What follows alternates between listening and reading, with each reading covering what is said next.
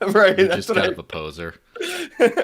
Oh, and of course, right at this moment, Jitsi starts blinking all over the place. But this is fine. It's like a Halloween horror show type thing where, everyone's blinking in and out. Yeah, that is what it is. All right. It's It, fine. Yeah. well, hey, everyone. It appears that we're live. Hi, everyone in the world of Blinky Jitsi world. How Sorry goes for it? this, but let's hit the intro graphic and then see where we go from there.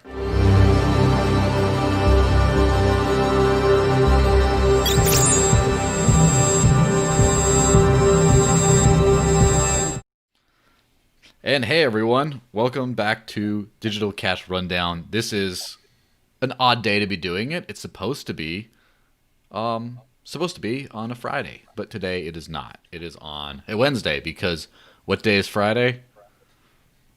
Anyone?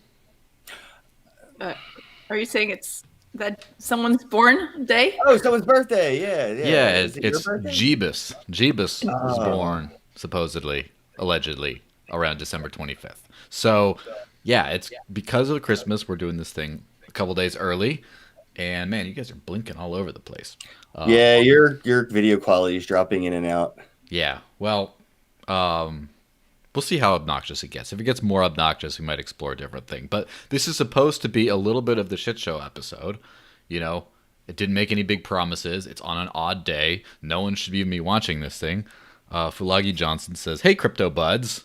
Well, hi guys. So, I didn't do the intros yet, but you guys can do the intros yourselves. So we'll start top left for me. Eleanor, why don't you go say who you are and why do you think you deserve to be on this podcast right now? You do that every time. It's such a weird thing to say. Okay, hi everyone. My name is Eléonore. I'm based in the Netherlands. I've been cryptoing for the last 3-4 years. I love it. I've been working with different companies and I founded Crypto Canal my own and I offer marketing and business consultancy. And I believe that buying a coin is a political statement. Nice. So let me get Ken's perspective. Ken, who do you think you are? I'll tell them who you actually are later, but who do you think you are? I'm the real York Molt. Okay. That works pretty well. Well, I like to. You will understand that. If you understand this, the ultimate crypto hashtag, right? I like to call Ken the mascot or the soul/conscience of the cryptoverse. Is in, for better or for worse, it's all in Ken. It's all like a bit of it. Like if you took all of the stuff, all of the crypto universe, its essence, and just distilled it into one person. This is what mass adoption looks like right here. Yeah, exactly. And so I have to, for example, I think if we got whole giant new demographics of people into crypto, Ken's physical appearance would just morph with that as the whole thing shifts. But I hope so. yes. I hope it ends up like a Pocket Morty's version of Pocket Kenn Bosaks running around in their pajamas, all crypto rich and fucking for making fun of bankers in suits, Yeah, exactly. So going to conferences and calling out scammers while they're on stage. It'd be refreshing to be able to take a day off. yeah, of course. Now this is a little bit of a looser format than usual. In usual, it's pretty loose. We just sort of talk smack about some recent headlines, but there's admittedly fewer headlines here. But before we jump into this stuff, if you're one of those late people who hasn't bought Christmas presents, I don't usually do that, but that's fine. You can do so with crypto with Bitrefill, and if you use the code DCN when you sign up for an account, I get money. And you know what that makes me? A happy person. And you know what that makes me do? More of these shows. In fact, if enough of you buy like $50 worth of stuff on Bitrefill using that code, I might just do one of these every single day of the week forever. Why not? I mean, if I'm enough of a baller, although I don't think. I got $50 I could put towards that on. You said Bitrefill, right? Yeah, if you have an, Oh, dude, well, I've if been you using start that an account forever. with the I code might have to make a DCN. new account then. That's what I got to do for you. Yeah, well, you probably have to do that. But there's a couple people I know, like one guy, honestly, one friend was like, hey, where can I spend this stuff? And I was like, hey, why don't you do it here? And he bought like 49.53 of Amazon credit, and it's been months and he hasn't gotten any more. And I'm just like, come on, dude, just push me over the edge, get me paid. So now you're the anti-hodler. Yeah, I'm just like, hey, you know what? In fact, I might actually say, you know what? I'll pay you half of what I would get just to get you over that edge. Smart.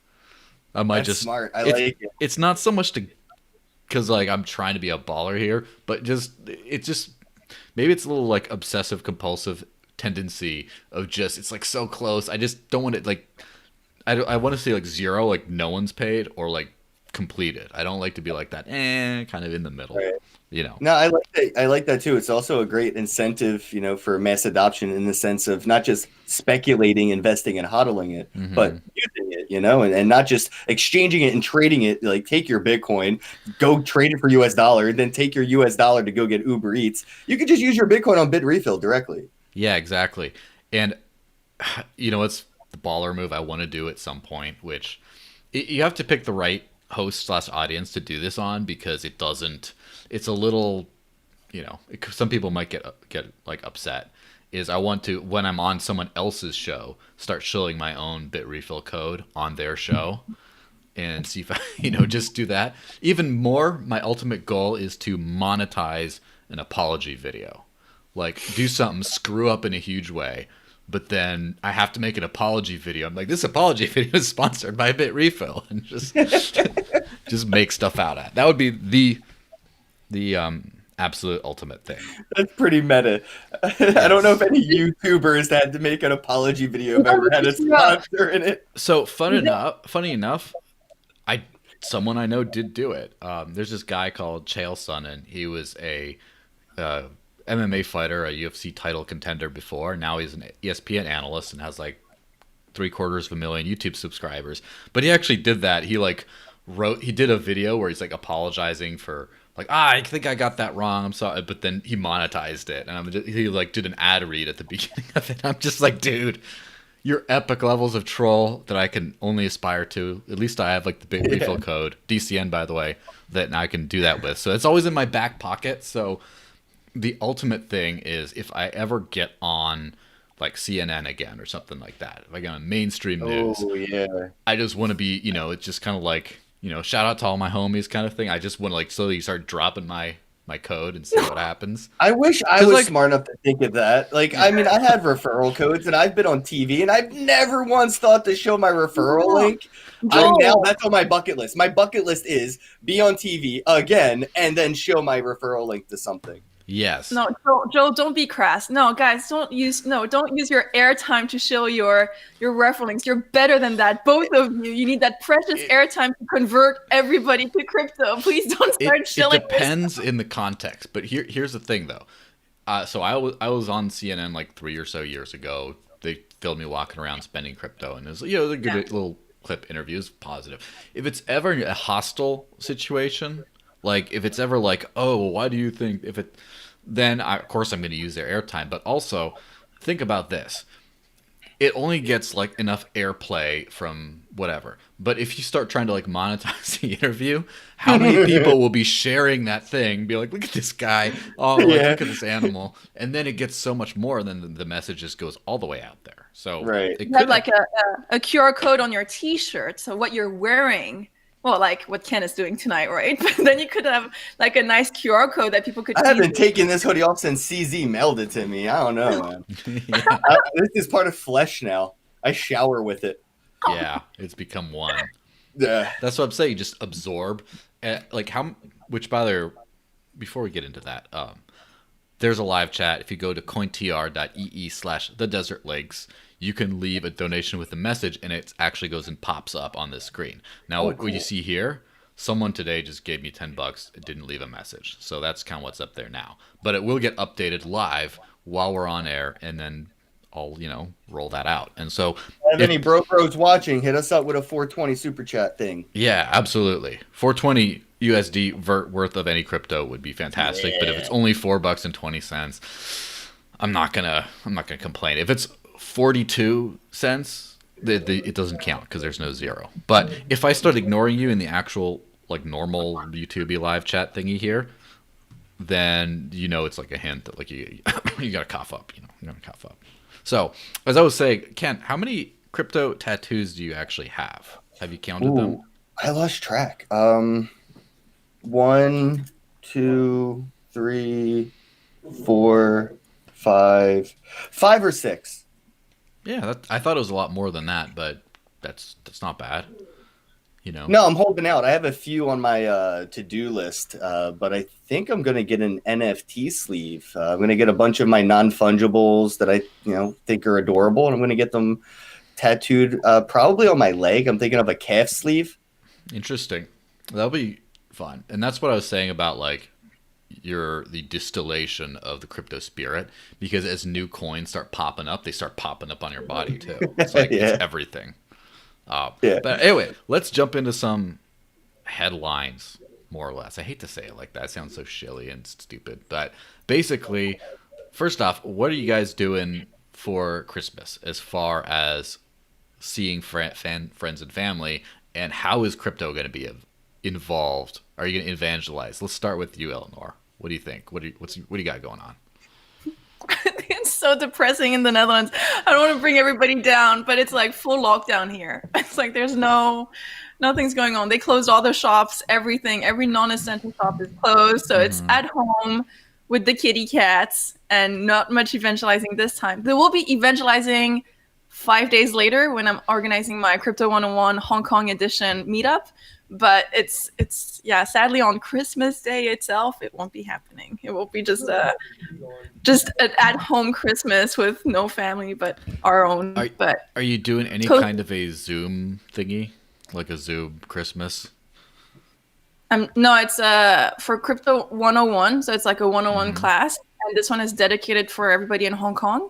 And it's to basically teach them the basics of cryptocurrencies and blockchain and all that stuff. And it covers as well the economic or political, situation in Hong Kong. I was doing one on Lebanon and there was interest. And so I did one for Hong Kong now. And there's I'm organizing one for Italy and probably Vietnam in January. So it's like 101s targeted for specific community, for specific contexts. So that's what I'll be preparing for and reading about. So, but I'm sure there's no Christmas Day kind of a live stream or anything. Nope, not on my side. Are you doing one? I don't know. I'm actually. Well, let's get to Ken before I talk too much. What are you doing, Ken? I forgot I was here. I was just listening. Wait, by the way, I have a question. Do you speak Mandarin? No.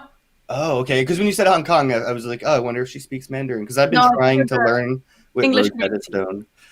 Ni hao, taiyou iliang zixingqie. My favorite Mandarin word is zixingqie. Zixingqie. Zixingqie. I don't know how to understand. I don't understand what you just said. I also have bicycle. a Mandarin. It's bicycle. Zixingqie. Bicycle. It's the best Mandarin word they got. What about bitty? Tway. Tway's a good one. Tway means push. I don't know why I like tway, but it just sounds like a better way to say push. Can you tway the door open? Can you push the door? I don't know. Anyway, yeah. For me, Christmas though, bro, I'm actually planning. I haven't really said anything because I was just gonna do it, but I'm just probably gonna do it. I'm doing it because I'm not no life. I'm gonna do a 24-hour live stream. I'm just gonna go live midnight and then stay up all day. Opening NFT packs like Christmas presents, playing video games.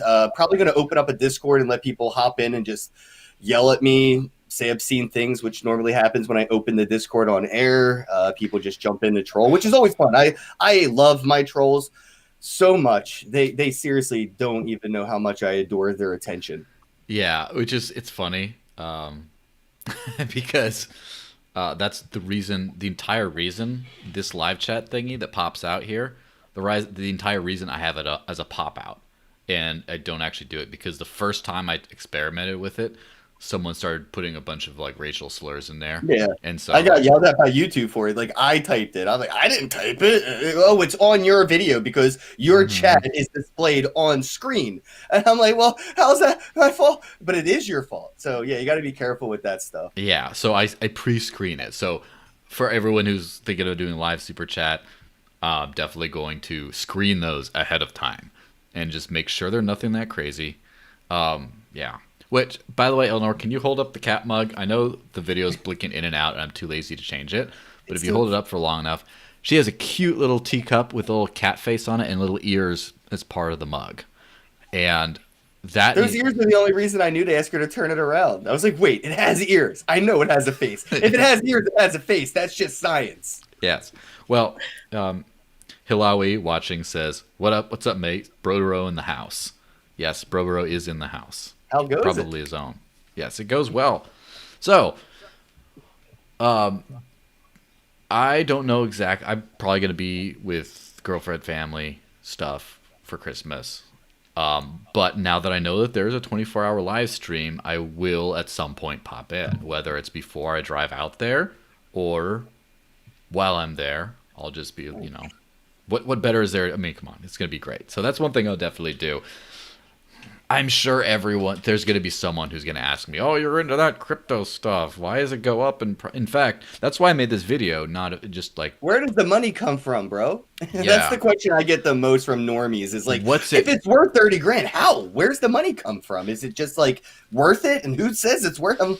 Money's hard. Yeah. What's it backed by? That's the thing I get all. Like, there's nothing. It's backed by unicorn blood, bro. Yeah. And the thing is, when you ask them, it's true. That's more Ethereum, though. But when you ask them what is gold backed by, that's like, you see the head, the things start turning around in the head. It's just like, what do you mean what's gold backed? It's gold. It doesn't need to be backed by things. I'm just like, exactly.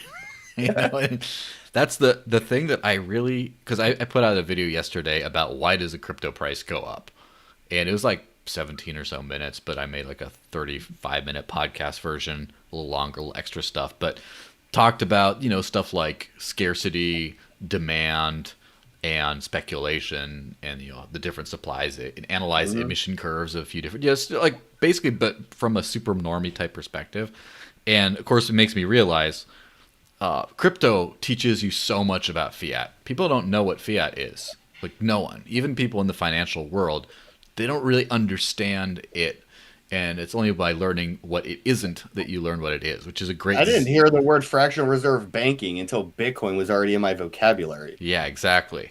It's one of those... This goes back to like the old wisdom thingy of, you need to know... Context teaches everything. You can't know what something is until you know what it isn't. You need walls before you... That's why, like, mimes and stuff, they figure out... the walls. You have to find your limitations to know. You have to know where you're not to know where you are. And so when you start learning about crypto, then you start learning about fiat. Like, oh, what's infinite inflation versus limited inflation versus, can it be tampered with and all this kind of stuff. And people call the USD or, it's the king of the shit coins, more or less. Some people say that. And it's funny to say, but that if you actually think about it, like from a real perspective, what would happen if someone just started a new crypto and it worked exactly like any fiat currency, where one company issued it, they inflated it whenever, and it kind of just didn't do anything extra from that. And people would be like, this is a terrible shitcoin. No one's going to use this. But because it's already there, it's old tech, people kind of take it for granted. This is what is, which also brings it all the way back around to crypto people would never accept that shitcoin unless it's called a stable coin.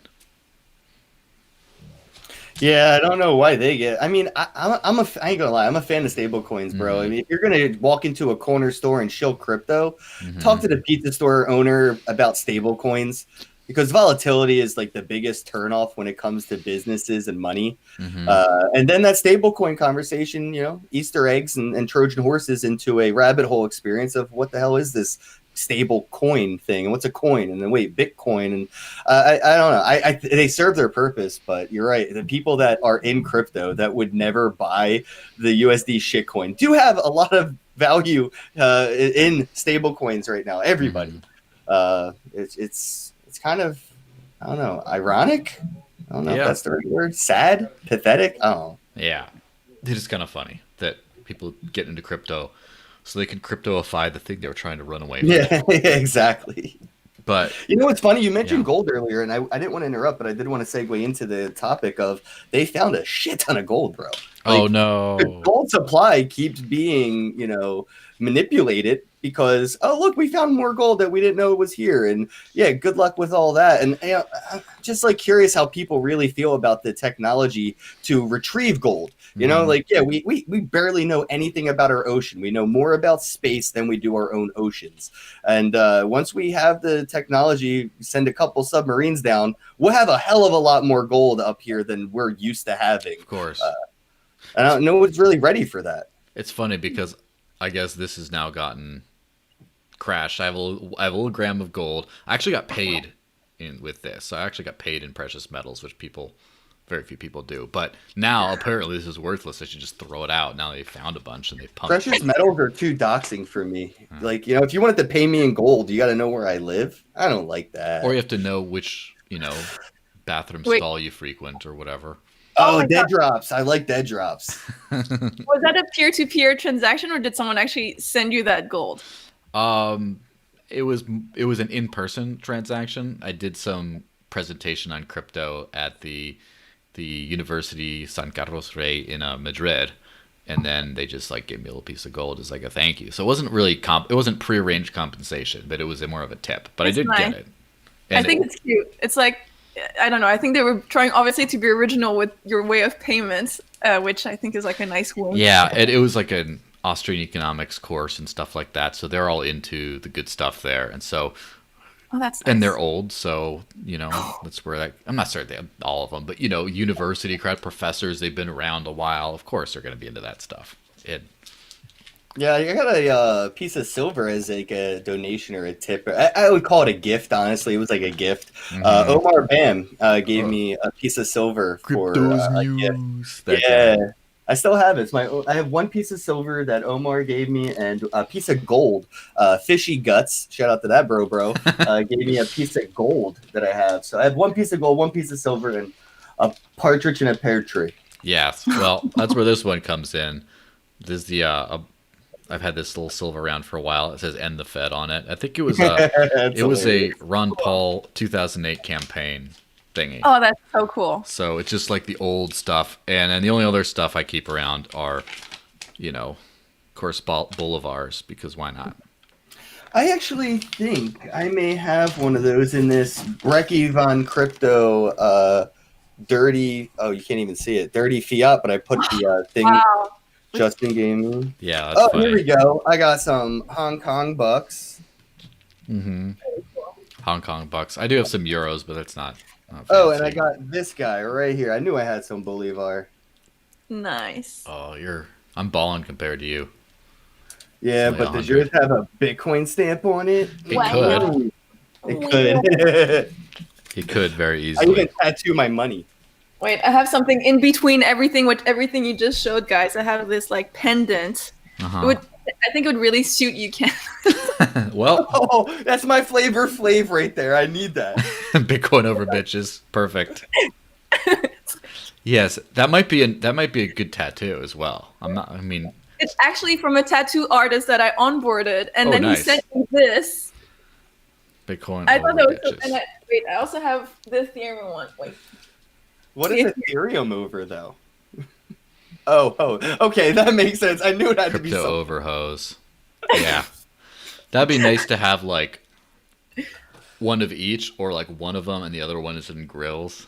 Yeah, the joke's on the art there, because all the bitches and hoes have more crypto than the bros. I mean, sex workers were early adopters, just for the record. You know what's funny? A friend of mine I know a few sex workers that January 1st. retired from the industry because they accepted crypto. Wow. Yeah, a friend of mine is starting a new crypto cam site in the new year. And that's it didn't work out that well, man. How's this gonna go? I don't know. Bro, Pornhub only accepts crypto. It is a crypto fucking porn thing. Pornhub. You don't need to make a new one. I get it. I'm not with monopolies. I love competition. But I was really hopeful Spang Chain was going to disrupt, and then it just, I don't know what happened. Now they're just what happened to that? Because Brenna Spark was such an inspiration. I thought she was so cool. From what I heard, I think they fucked her over, but I can't quote me on that. Not in a good way. Right, exactly. But yeah, I think the last I heard from them is you could actually get COVID tests with crypto through Spank Pay. So you can get like a box of 10 COVID tests on Spank Pay. I don't know. That's like the latest thing I seen come out of their team. What? That's Yeah. Well, is that the only test you can get through them? I don't know, but I just saw that was that's a good point. Yeah. It is funny because, first off, like, I admittedly, this is not my world. I'm not very knowledgeable on the ins and outs of that industry. However, that being said, like, I didn't know that Pornhub charged. Like, I didn't know that there's stuff you could pay for. I thought it was like free stuff with weird. Who buys porn? Yeah, that's what I thought. I was like, what? But apparently, like, you could buy stuff. It's like there's like premium exclusive stuff that's only for paying people. Is that how it works? Have you ever watched porn in not 1080? Oh, well, Yeah. I guess. You got to pay for that 4K, bro. I didn't get a 4K TV to watch porn in 720. Yeah, exactly. So that I guess that's a good point. So that's what you have. That's what you pay for. And now, so they only accept crypto. I know they stopped accepting. Yeah, they cards. only accept crypto. Period. So have you seen their page? Like, do they have a good onboarding solution? Yes. They say, here's how you I get think some. it might be Simplex. They use somebody to on-ramp, dude. It's like it's very convenient. Like they made it so convenient to onboard their average no-coiner users where there won't be much of a difference. They're just, here's money in a different way. Yeah. Do they make you buy crypto and have it and then send it, or do they just let you do it with the Simplex and you buy it and then it just goes straight to them? You have to send. Now you'd have to send it to them. You have to pay. Yeah. You have to do it. It's not like an all. You have to do like a yeah, exactly. You have to buy it and then send a transaction. Yeah, I mean, that's pretty. It's gonna But be. You got to think about the people that didn't pull the trigger, right? After they bought it and didn't spend it, they're gonna see some volatility. Yeah, and then that's gonna be like, unless they have a serious amount of it and it dumps in price, in which case they might panic sell. But I think if you get a chunk of crypto, like, like $20-$30, and then it goes to like 12, you're probably not going to get rid of it right away. And then if it starts going like 25, all of a sudden you're like, what's this? And then, well, if it goes down, you have to buy more to pay for your premium membership. These people aren't investors; these are users. Yeah. So if the volatility goes down, they're not looking at it as an investment volatility. They're looking at it as, now I need more of these coins to get the same feature that I would have been able to get with less coins the other day. So unfortunately, I don't think that this is too much of a deal in the Netherlands, right? Because the industry has been relatively old in the Netherlands, from my understanding, right?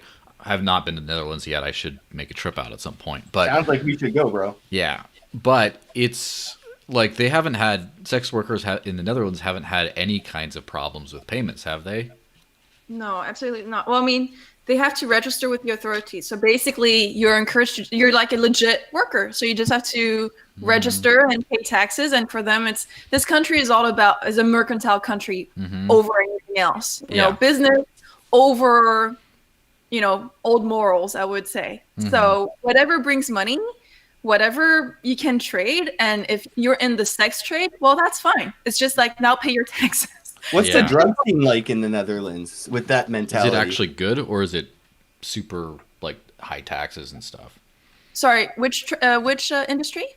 So I was asking about the drug industry because if like the adult entertainment industry is so like prominent, I'm curious, do they seize opportunity in the drug industry as well? Absolutely. Yeah. So here, coffee shops are illegal for years and years and years. So, but it's more weed based, and of course, all the mushroom psychedelics are also very, very open industry. Basically, hard drugs, not over the counter. That's a no for now. Like that's not. I haven't seen any efforts to legalize heroin in Portland. So I mean, but we're not there yet. Yeah, I saw a hilarious meme on that. Right, we don't have legal weed like the Netherlands. You can't get a legal blowjob like the Netherlands, but you can go get heroin in Portland legally. That's fine. No, you can have you can't have what did you? No, we can't have a legal blowjob, but you can have the cocaine blowjob one. Well, so what's funny is there's some memes for the U.S. that I've seen before of, back in the old days, you couldn't do heroin with your family at Christmas. Now you still can't, but it's not the heroin that's illegal. It's the meeting with your family. Which Where I'm at in New Hampshire, everything's pretty fine. 2020 in a nutshell. I could do whatever I want, but I know in Seattle and stuff like Portland and places like that, I know that they have some more restrictions. But right. Yeah, their social distancing restrictions are way more strict now than their hard drug restrictions. Yeah, I mean, did you guys follow that no flights from the UK can fly to the Netherlands right now? My flight just got canceled the other day. I had a flight booked to Canada. I paid for it like 5 months ago. And I was going to leave on the 1st of January. I'm leaving. I was going to Canada. And they canceled my flight and refunded my money, saying no residents are leaving countries. You know what's funny? So I have a Canada story a little bit. I've never been to Canada, which is odd because, I used to live in Mexico, France, UK, been to Romania, like been to a few different places. By American standards, a lot of places, but not by European, whatever. But I've never been to Canada, even though I'm like 4 hours drive from the border now. And I want to because a friend of mine, he was, through whatever reason, he ended up getting deported from the U.S. and to Mexico. And on the way out, the U.S. authorities lied to the drug cartels and said that he told them information when he didn't. And so basically, I remember for a few years, or I don't know, at least a few months, he was like on the run from people trying to kill him. And like I remember being on the phone with him a few times, and I thought I'd hear those last words and stuff. It was really scary.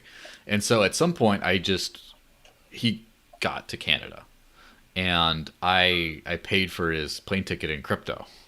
So that's crypto literally like saved his life, which is kind of interesting. And so now I want to go visit him because he's trying to seek asylum and stuff like that, and he doesn't really know anyone.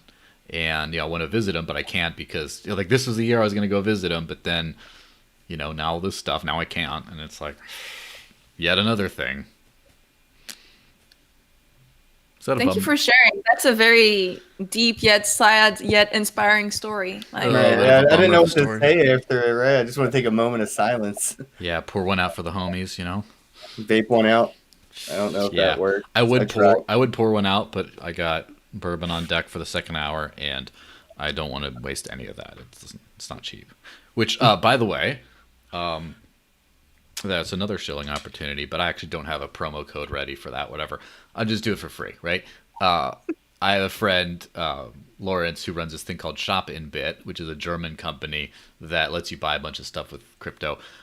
Their concierge service is fantastic because you could literally buy anything in the world for crypto. You just say, yo, hey, I want to buy these 5 items, and then they'll find the best price anywhere. So it could be that you find a bunch of links and they find them for a cheaper price, and then you just pay a crypto and then they send them to you, and that's it. I think it's like a 2% fee, but a lot of times you can end up saving money for that, and it's like a €100 minimum. So I do have some sort of a promo code. So if you're watching this not live, there will be a link down below to go click on it and like sign up and give me some money from it. But I'm happy to just help the homie out in that case because I've used it before. That's why I was thinking about booze, because I found some like rare bourbon that I really wanted to have, and I couldn't find it anywhere. And I asked him, he hooked me up, and I paid crypto, and it's great. So if you want to buy, it's too late for Christmas presents, but if people start to, complain, you didn't get me anything, then like, okay, fine, I'll get you like for January, whatever. Then you can still, do that. Shop and second Christmas. Second Christmas is always income tax season. It's like, when I was growing up, we didn't have like a big Christmas, but we had a big second Christmas. Like, after the new year, my mom and dad would get the income tax checks, and that's when we would get our big toys and shit. Mm-hmm. Income tax checks. You mean like the refunds, right? Yeah. Which, like, the tax system is so messed up. I'm sure in every country. I don't know. There might be a country out there that's just like, you know what? We have like the smoothest, best tax system out there. But I'm pretty sure the U.S. is one of the, I wouldn't even say it's one of the worst because there's a lot of really bad ones. But it's complicated. And just the fact that you're getting money back all the time, it's like, what? Can I just not give it to you in the beginning? Can I just keep it? Like, why are you just... I can really use this now, right? Yeah, and the fact that you're just like every year waiting for your refund that you just know you're going to get. Well, if you knew you're going to get it, why'd you give it in the first place? Interesting. Yeah, You actually, understand? I played around with something. I signed up for unemployment during the pandemic, and it worked for a while. They gave me several $1,000s, and then they realized their mistake, and they stopped giving me money. But too late, I bought Bitcoin with it Yeah. immediately. So yeah, good luck with that. And I got my stimulus, bro. Trump sent me like $1,200, and I got crypto with it. And then Uniswap sent me another, Yes. I should call Uniswap Ubiswap or Universal Basic Income because That's what they should rebrand to. Somebody needs to make a fork of that immediately. If you're watching this, call fork it, Uniswap into UBI swap or something, and you're welcome. yeah. That's pretty good. But I know, just to talk about taxes I Mhm. know that you can pay taxes in Switzerland, not everywhere, but in the canton of Zug, you can now pay it with Ethereum or Bitcoin. Yeah, I've heard about that Places in the for a US that while. do that. Somewhere in the U.S., I think Ohio, like either I don't remember if it was Ohio. Where's that place that's not a real place? There's a place that's not a real place. Ohio? No, is Sorry. that it? Just No, kidding. No, I'm there was talking like a shit about huge Ohio. meme going around where it's like this place doesn't even exist, but yet crypto is legal and tax exempt. And oh man, it's gonna bother me. Hopefully, New somebody in the Hampshire? chat. It might. I don't remember now, but there was like a whole state, the whole like crypto Twitter sphere was making fun of, saying like it's not even a real place. But It was really funny. Well, I do know a few municipalities had BitPay for a while in Ohio. There was some bill that didn't. I don't think it succeeded here in New Hampshire about to do the same sort of a thing. The problem is, like, I have a feeling that a lot of people who are into crypto here, this is the more hardcore crypto zone, like a lot of them are off the grid, and so like they're not going to be like they're going to be paying taxes in fiat. You know, they're going to like they're going to be selling it for cash, you know, brown paper bag, whatever, and then using that to pay their taxes. They're not going to, you know. So it's kind of a weird thing. Like, Do you think people will go through all that trouble to pay their taxes, or will they just say, "I'm not going to pay my taxes"? well, that's the thing. Is it's one of those things where I mean, let's be very honest about it. Okay, fine. The I don't pay my reason- taxes. The reason people pay taxes is because if they don't, they get their ass kicked. In a very simplistic kind of description, basically, you get your life ruined if you don't. So, I already ruined my life. Well, that's what I'm saying. Is people who don't. It's just always like that risk of, you know, if they get you, you know. But what can I say? I'm starting to get depressed all the Dude, time. I've done like so much shit. Whereas if they caught me, I would be X, Y, and Z. You know, like jaywalking or shoplifting Oh, man. or sneaking out at night as a kid during like middle school. Like, I'm not going to look both ways before I cross and have a course. car potentially hit me. I'm not going to worry about taxes. You know, like Well, He on that, says with a Bitcoin halo around his face right now. yes, You know? on that, Beautiful. yeah. I guess I am a jaywalking serial offender. What can I do? I'm half Mexican, you know. oh, that's right. It is a racial slur. I forgot about that. Okay, well, what isn't, by the way? I That could be forgot a about goal for 2021 is to have Kenn Bosak or Bro be classified as a racial slur. Bro should be. I think it should be offensive. I don't know why. It just it sounds it should toxic masculinity. Chalk it up with that. Yeah, something like that. I Although mean, everyone's a bro. how many women have you called bro? All of them, they're all Okay. bros. Everyone's a bro until they're not. Everyone starts off a bro. And then the more I get to know them, Okay. sometimes they lose a bro or both. Okay, that's a classist thing then. You're discriminating against the poor or whatever. You know, it's like the caste system. You got the bro class, and then you got the bro class, and you know, Yep. yeah. What was I say? Have you ever done a triple bro? Bro? Nah, I haven't. See, I B. guess that might have to happen. I might have to have an opportunity to inspire me for that somewhere along the lines. Because, yeah, I don't know who that would. I mean, dude, that would have to be like Andreas Antonopoulos sending a Bitcoin transaction on a ham radio while hanging 10 on a surfboard on one of the largest waves ever. That would be bro. Next tattoo. I'm just saying, a back piece. I do have room.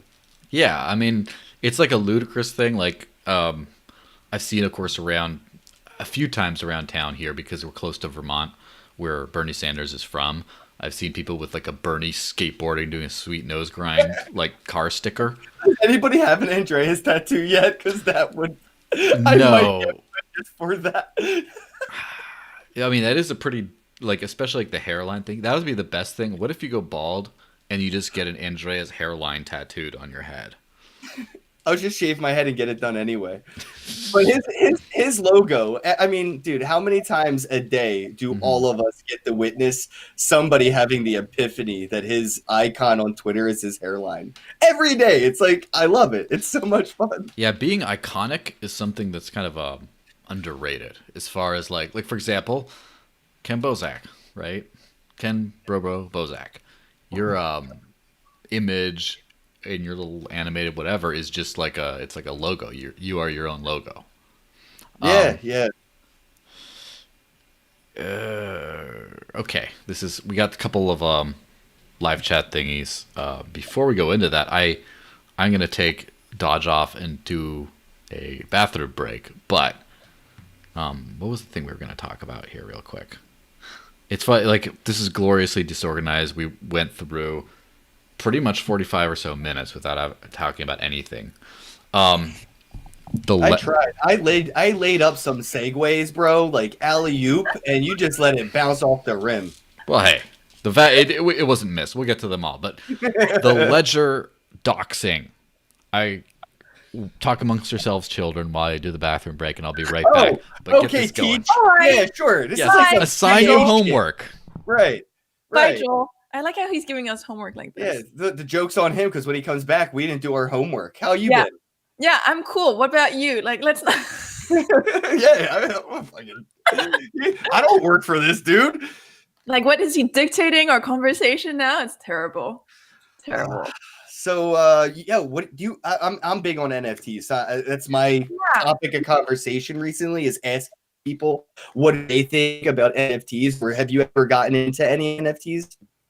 Yeah, actually, so the first time I received it, or actually the first time I was discussing NFTs was 2017 when CryptoKitties had completely, saturated the Ethereum network. So that was my broke it. Yeah, well, it was so interesting, and someone was trying to send me Ethereum at that point, and they were like, "Wait, there's too many kitties on the network." And I was like, "What? What are you talking about?" So that was my first moment, and then later I actually went to like a workshop, and actually it was so cute. They actually hatched CryptoKitties with us, so like then we actually went from we went from egg to like seeing our kitties like hatch, and I was like, and I think NFTs are really interesting, and I think it's a really interesting path to adoption.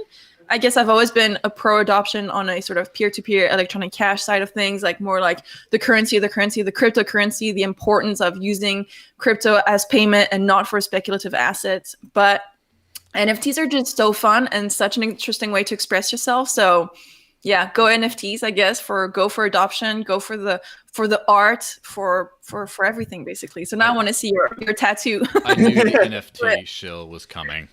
Yes, no, we were talking about hardware ball leaks. No. Yeah, no, I was gonna segue into telling her she should start her own collection. Same as you, man. I'm surprised you don't even have your own NFT at all, let alone a collection. Yes, I'll get on that eventually. I will send you my artist. All you have to do is send him your words and ideas. He'll send you the images, and then you tokenize it so I could buy your NFT, please. Yeah, next couple months I'll get that figured out. I have to admit, I am a little bit of a crypto boomer in that, like, back in my day, it was just peer-to-peer digital cash, and that's what I just said. Yeah, but I'm like kind of like a Roger Ver. No, this is what happened with Roger, that whole idea is like Banksy took one of your dollar bills and he drew a cute picture on that, and now it's worth more than the dollar that paper was backed by. That's NFTs versus cryptocurrencies to me. If Banksy was to get a hold of a couple Satoshis and just touch those Satoshis, they would be worth more because Banksy did some art to that, right? If he paints a picture on your wall, it's worth more. The same thing people are doing with cryptocurrencies. They're taking Ethereum or Wax or whatever they're making their NFT on, and they're basically taking that currency out of the circulation because they're technically destroying it by drawing all over it and painting on it. And now this $100 bill or dollar bill is a canvas with art on it that has now been added value or decreased in value depending on the shitty art or good art or whatever, right? It could hurt the value of it where it's worth less than the money it's backed by, or it could increase it. And that's where I'm that's where I'm looking at it. The kind of eye I have on it that way is like, if I could find a $1 bill that Banksy drew a Mickey Mouse on, I know I could get 6 figures for that $1 bill. Yeah. And that's an NFT. I know I'll be able to get one Lambo for one NFT one day. And you laugh at this, but look at Charizard and Pikachu and all this other frivolous shit that when you buy it, 50% of the time you realize you got a fake Charizard. 100% of the time you get a real crypto kitty. Ooh, yeah. Well, you know what? I'm going to think of different, think of it outside the NFT box, because the NFTs are already sort of out of the box to a certain extent. Right, they're becoming smart contracts. NFTs are utilities. They're doing things. I could buy you could actually buy one of my NFTs, and you get airdrops of NFTs every month. That's the functionality of a smart NFT. So I have a robot vacuum that I called Vincenzo, and you named his vacuum. Of course I did. That's some narcissistic shit right there. Dude. But you know why I named him Vincenzo? A sociopath does. A sociopath names their vacuum. Busted. You need a pet. You need an actual pet. Well, the reason I did it is because it's like the vacuum, the robot. I'm a better thing to call him. So anyway, I have a friend who's Sicilian, and he's very clumsy, and he bumps into stuff all the time. And this stupid vacuum, bump, bump, bump, just bumps off the wall. So I'm like, hey, I'm gonna call him Vinny. So. My vacuum Vinny. I'm sure there's a thing there. But anyway, it'd be fun to do a Vincenzo NFT and sell him, and whoever did it got to dictate when he got to activate him and send him to battle to vacuum my place. So when your place gets cleaned, only when someone uses an NFT? Yeah, or it gives vacuuming rights. So if my place starts looking gross, then they get started. But I'd have 2 of them. At least I'd have one that's mine that I could use for it, because I got to clean it if everyone else doesn't want to. But I could be in the middle of a podcast, he starts coming out, and it's like, oh, someone else used their rights. I'm with it. I mean, we tokenize everything. We will tokenize everything, and I think NFTs replacing dude, it's already happening. I've seen Mintable. They have an NFT DAO. One NFT is your voting rights. So instead of a token or a coin, you have an NFT. So they're what we're seeing happen with NFTs moving forward. We've got MP3 or MP4 or whatever, MP4 music videos, NFTs, interactive puzzles, games, all kinds of things have become NFTs. So when you buy your next Call of Duty, that could be one NFT. Yeah. Well, let me get to this. I got a live. Yeah, I took over. No, that's great. That's what you're. I left. I wanted you to talk about stuff, and you didn't because you're bad students. No. F, or whatever the English score. I was gonna say even a bad good teacher would give a D to a failing student. Yeah, so unfortunately the expanding thing doesn't show the whole thing, but the actual thing is questions. Are XRP funds SAFU? And when do you think all stable coins will be regulated? And also says, agree fully with Bro. Stablecoins have value and we long timers need to accept it. Bitcoin Cash already does this, in parentheses, triggering Ken. So not triggering me. I've gotten over that. I quite literally use Bcash more maybe than BTC at times. I mean, as is financially responsible of you. I mean, fees are expensive. I ain't gonna lie. Yeah, I mean, those NFTs aren't going to buy themselves. You can't be shelling out in blockchain fees. You have nothing for your other crap. Although, anyway, so that's a great segue for the XRP. Sorry, Ripple. Wait, you wanted us to talk about something and we didn't. So yeah, we'll talk about that later. Okay. Just because this person didn't pay me to talk about that, so they get priority. And see this little $5 thingy down here that expands? That goes away if someone else does the chat next. So I remember there was one time I couldn't answer the questions fast enough, and a couple got skipped, and so I had to go back and actually look at it. So out of respect for this kind donor, anonymous person, I did it. But anyway, XRP. Okay. So I have a lot to say and think about this. So we're going to start with Eléonore. What do you think about the whole Ripple drama? I feel bad for any XRP holder and the XRP community. That's my most PC answer I can give out now. Yes. PC? Is this the PC show? Did you change something while I was off taking a leak? I decide what I say, but basically, yes. Ripple XRP. The thing is that I've had people in my life that were like, no, XRP is as decentralized. Like I've known people that were like hardcore XRP supporters and were like, it's not a security. It's there's no company behind, et cetera, et cetera. I've had the whole, but yeah, I feel sorry for them right now. That's well, I'll leave it. Okay, well, what do you think, Ken? Told you so.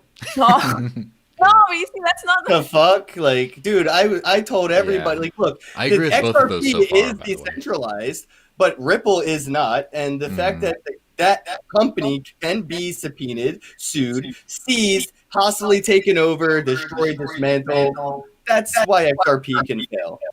Yeah. I mean, there's a reason why the number one when you present cryptocurrencies is there's no banks, there's no government, there's no company, right? Those are like almost the three things that shouldn't be behind. Why do you think Charlie Lee sold all his Litecoin? Because he didn't want to end up in the same position as all these suits at Ripple have. Could be. Or it could just be he doesn't believe in the future of his project and he just wanted to make a bunch of money. Which I always feel bad. Well, I mean, I don't always. These days, I feel bad dumping on Litecoin because it works. It does the same thing as like Bitcoin does pretty much. And it's like, how can you knock that? But, it's just logos and colors and shit, man. It really doesn't matter. It really doesn't. You know, like people will use Bitcoin, they'll use Lightning Bitcoin, or they'll use Wrap Bitcoin. Either way, it's still Bitcoin, but all three of those tribes would argue that they're not using the right Bitcoin or whatever, right?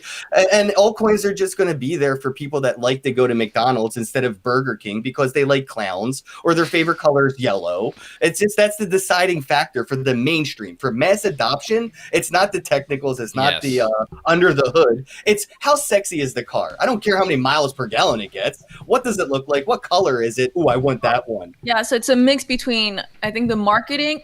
Guilty. Obviously dog wins all the way because it's the marketing, right? But it's also what it's representing. It's the values that it's defending. It's what is being told about it. And that's why when you're buying something or using something, for now at least, if you're not doing it because of a speculative just mindset, it's probably because you identify with the community. So I feel like for every person that's using Litecoin or using XRP right now, it's because they identify, they think, I'm an XRP person, or even if they have a diversified portfolio, if they hold a lot of a certain thing, it's because they like it for emotional reasons. Like something must have happened. XRP must have said something or done something where, look at you. You see, that's why you like Doge so much. It's because they're all about being cute and they're all about the internet. And so Doge anybody is the that real Bitcoin. Yeah. Oh, exactly. Yeah. And then for a long time, for me, Bitcoin Cash was like the one that you had to use, was the one that I still use, that I still like share doing my classes, etc. Because for me, it's just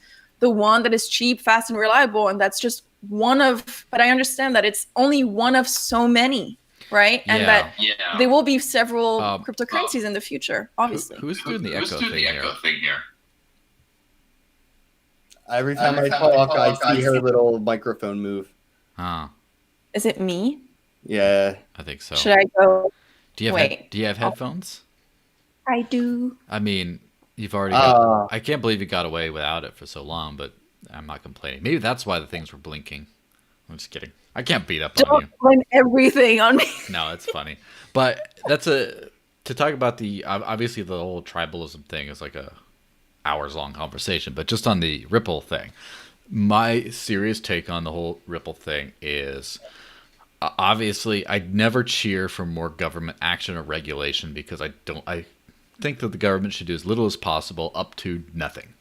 And I would feel a lot better about what's going on with the SEC if the SEC were simply an accrediting body that just said this is a secure, registered or not or whatever, and if they just said, "Ban, this is an unregistered security, you suck," and then people could decide if they wanted to buy it or not. They'd say, "Oh, that sounds scam, I'm going to get out of it," But like the fact that now people are scared, like is there a couple exchanges already delisted it? Yeah, like, this is a negotiation tactic. Yeah, I'm sure you know that. Yeah, because they could get, they need to be licensed securities exchanges if Ripple is a security.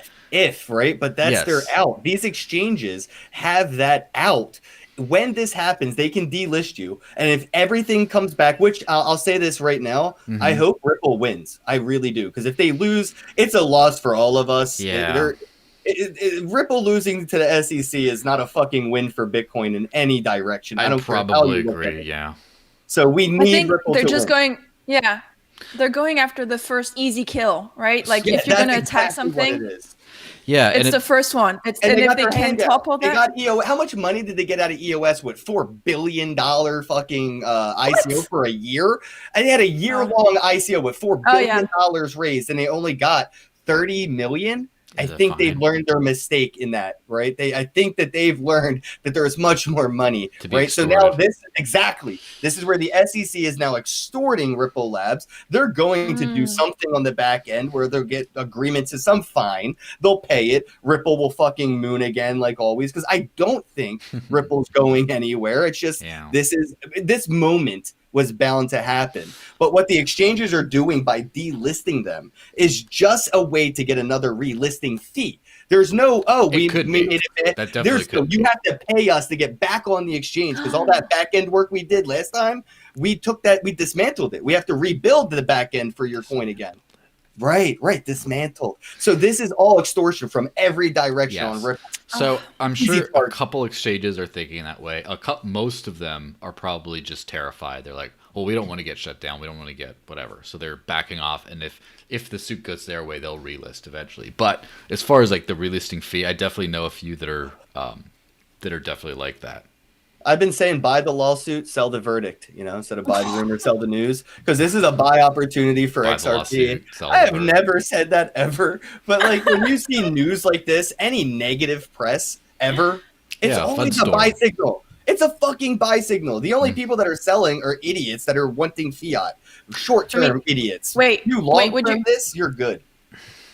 I feel like that's so risky to say that now, to say buy Ripple. It's like so risky. I wouldn't want anybody to like just I don't know.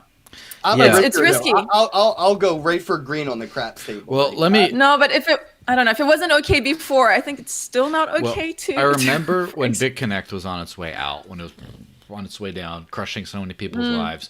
I remember there were some pumps because people bought back. This is a buy signal, and they went in and they got uber wrecked. So it's not always a buy signal. In Ripple's case, I think, I'm not sure, again, I'm not a trader person, so I'm not going to say what I think it is, but I do think there's a good chance that Ripple survives it. Whether it survives its like top 2, top 3 kind of ranking is a different story. But it could be, I think it'll still be around. Now let me play SEC advocate for a little while, which is worse than devil's advocate.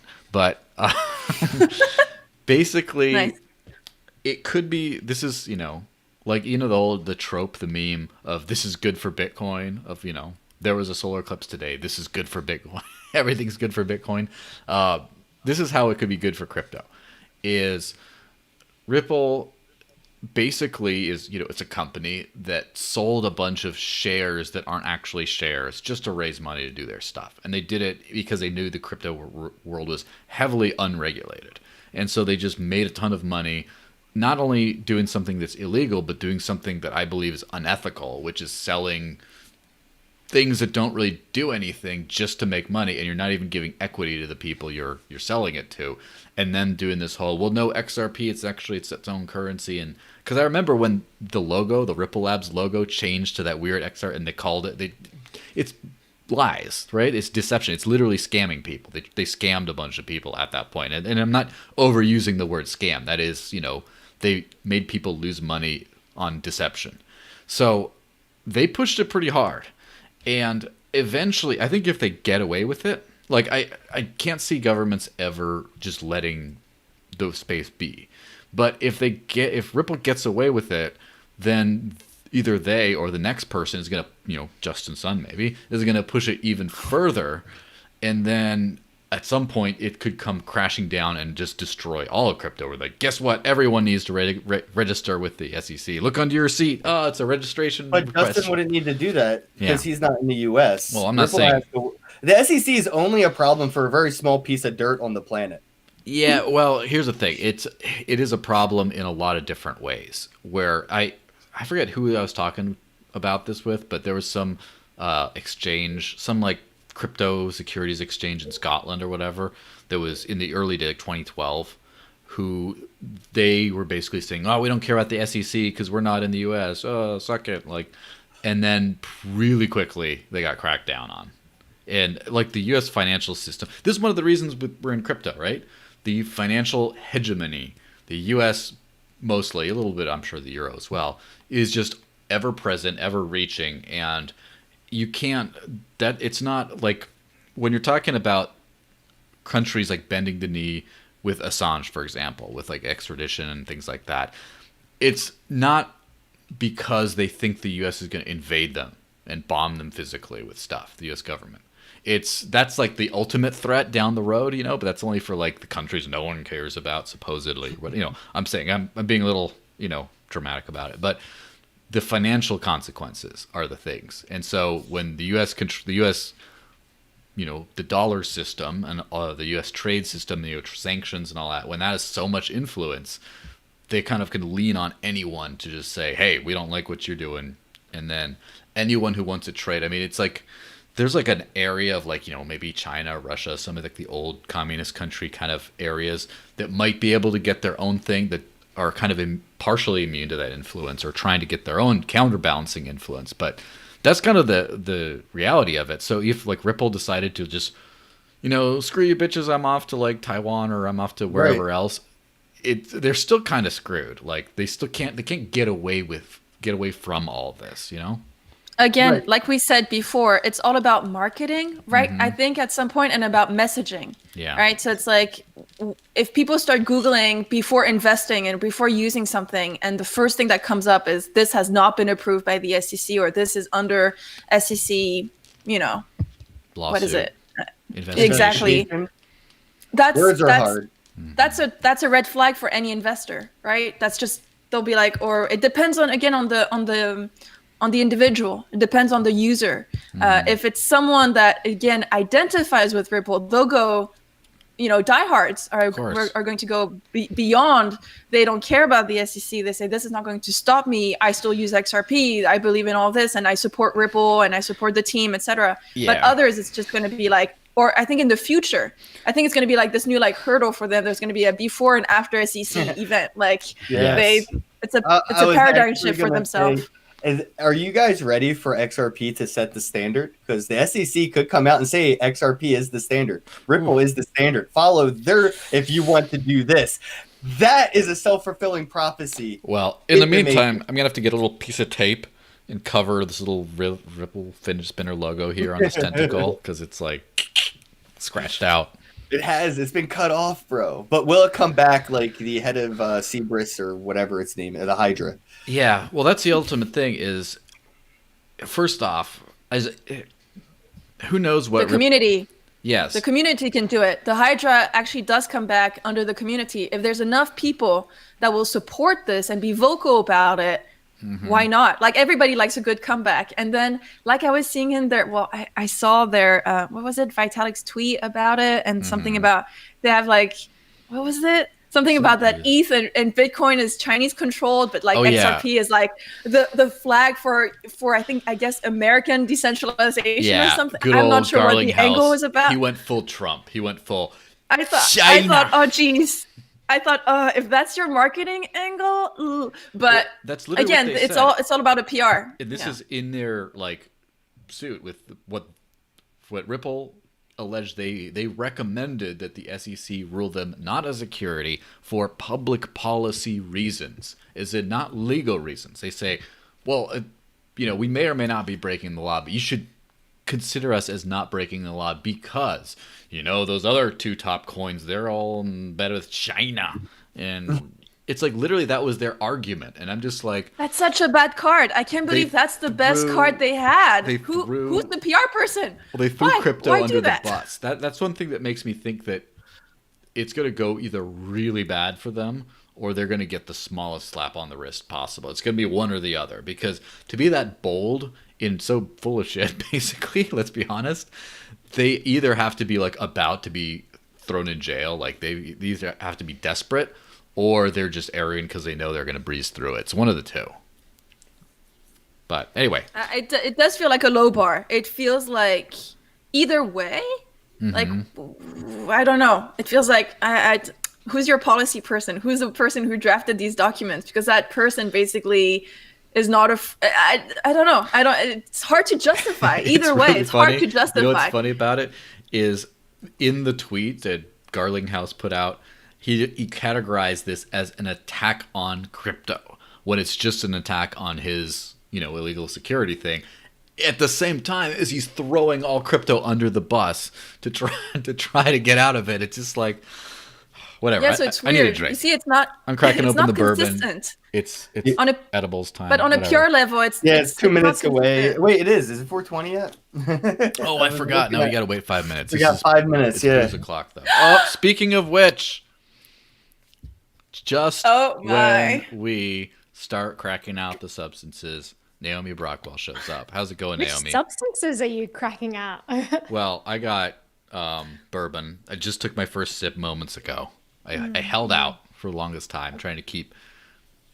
Is that water? It's either vodka or water. Or is it moonshine? You guys decide. If it's in a mason jar, it's just moonshine. I don't know. It doesn't matter what it is. Or in liquor. Absolutely. You know what's funny is my dad sometimes hooks me up with this thing called bacanora, which is agave moonshine they make in the north of Mexico. It's very rare in that it's just like, and it's not rare in that it's like, ooh, it's super cool rare. It's like, it's rough on the throat. Like it's, it tastes like, it's like tequila moonshine basically. And it really works if you, it's a local cure for the common cold. If you start feeling it in your throat, you're supposed to take a chug of this and it burns it away and you never get the cold. So that's just what alcoholics tell their family when they want to drink while they're sick. Exactly. Exactly. Well, it's good stuff. Well, we were just talking about Ripple.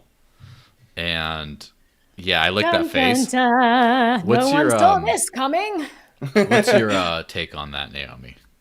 I mean, my take is that we have this crypto war brewing, and you see the government going after all the low-hanging fruit.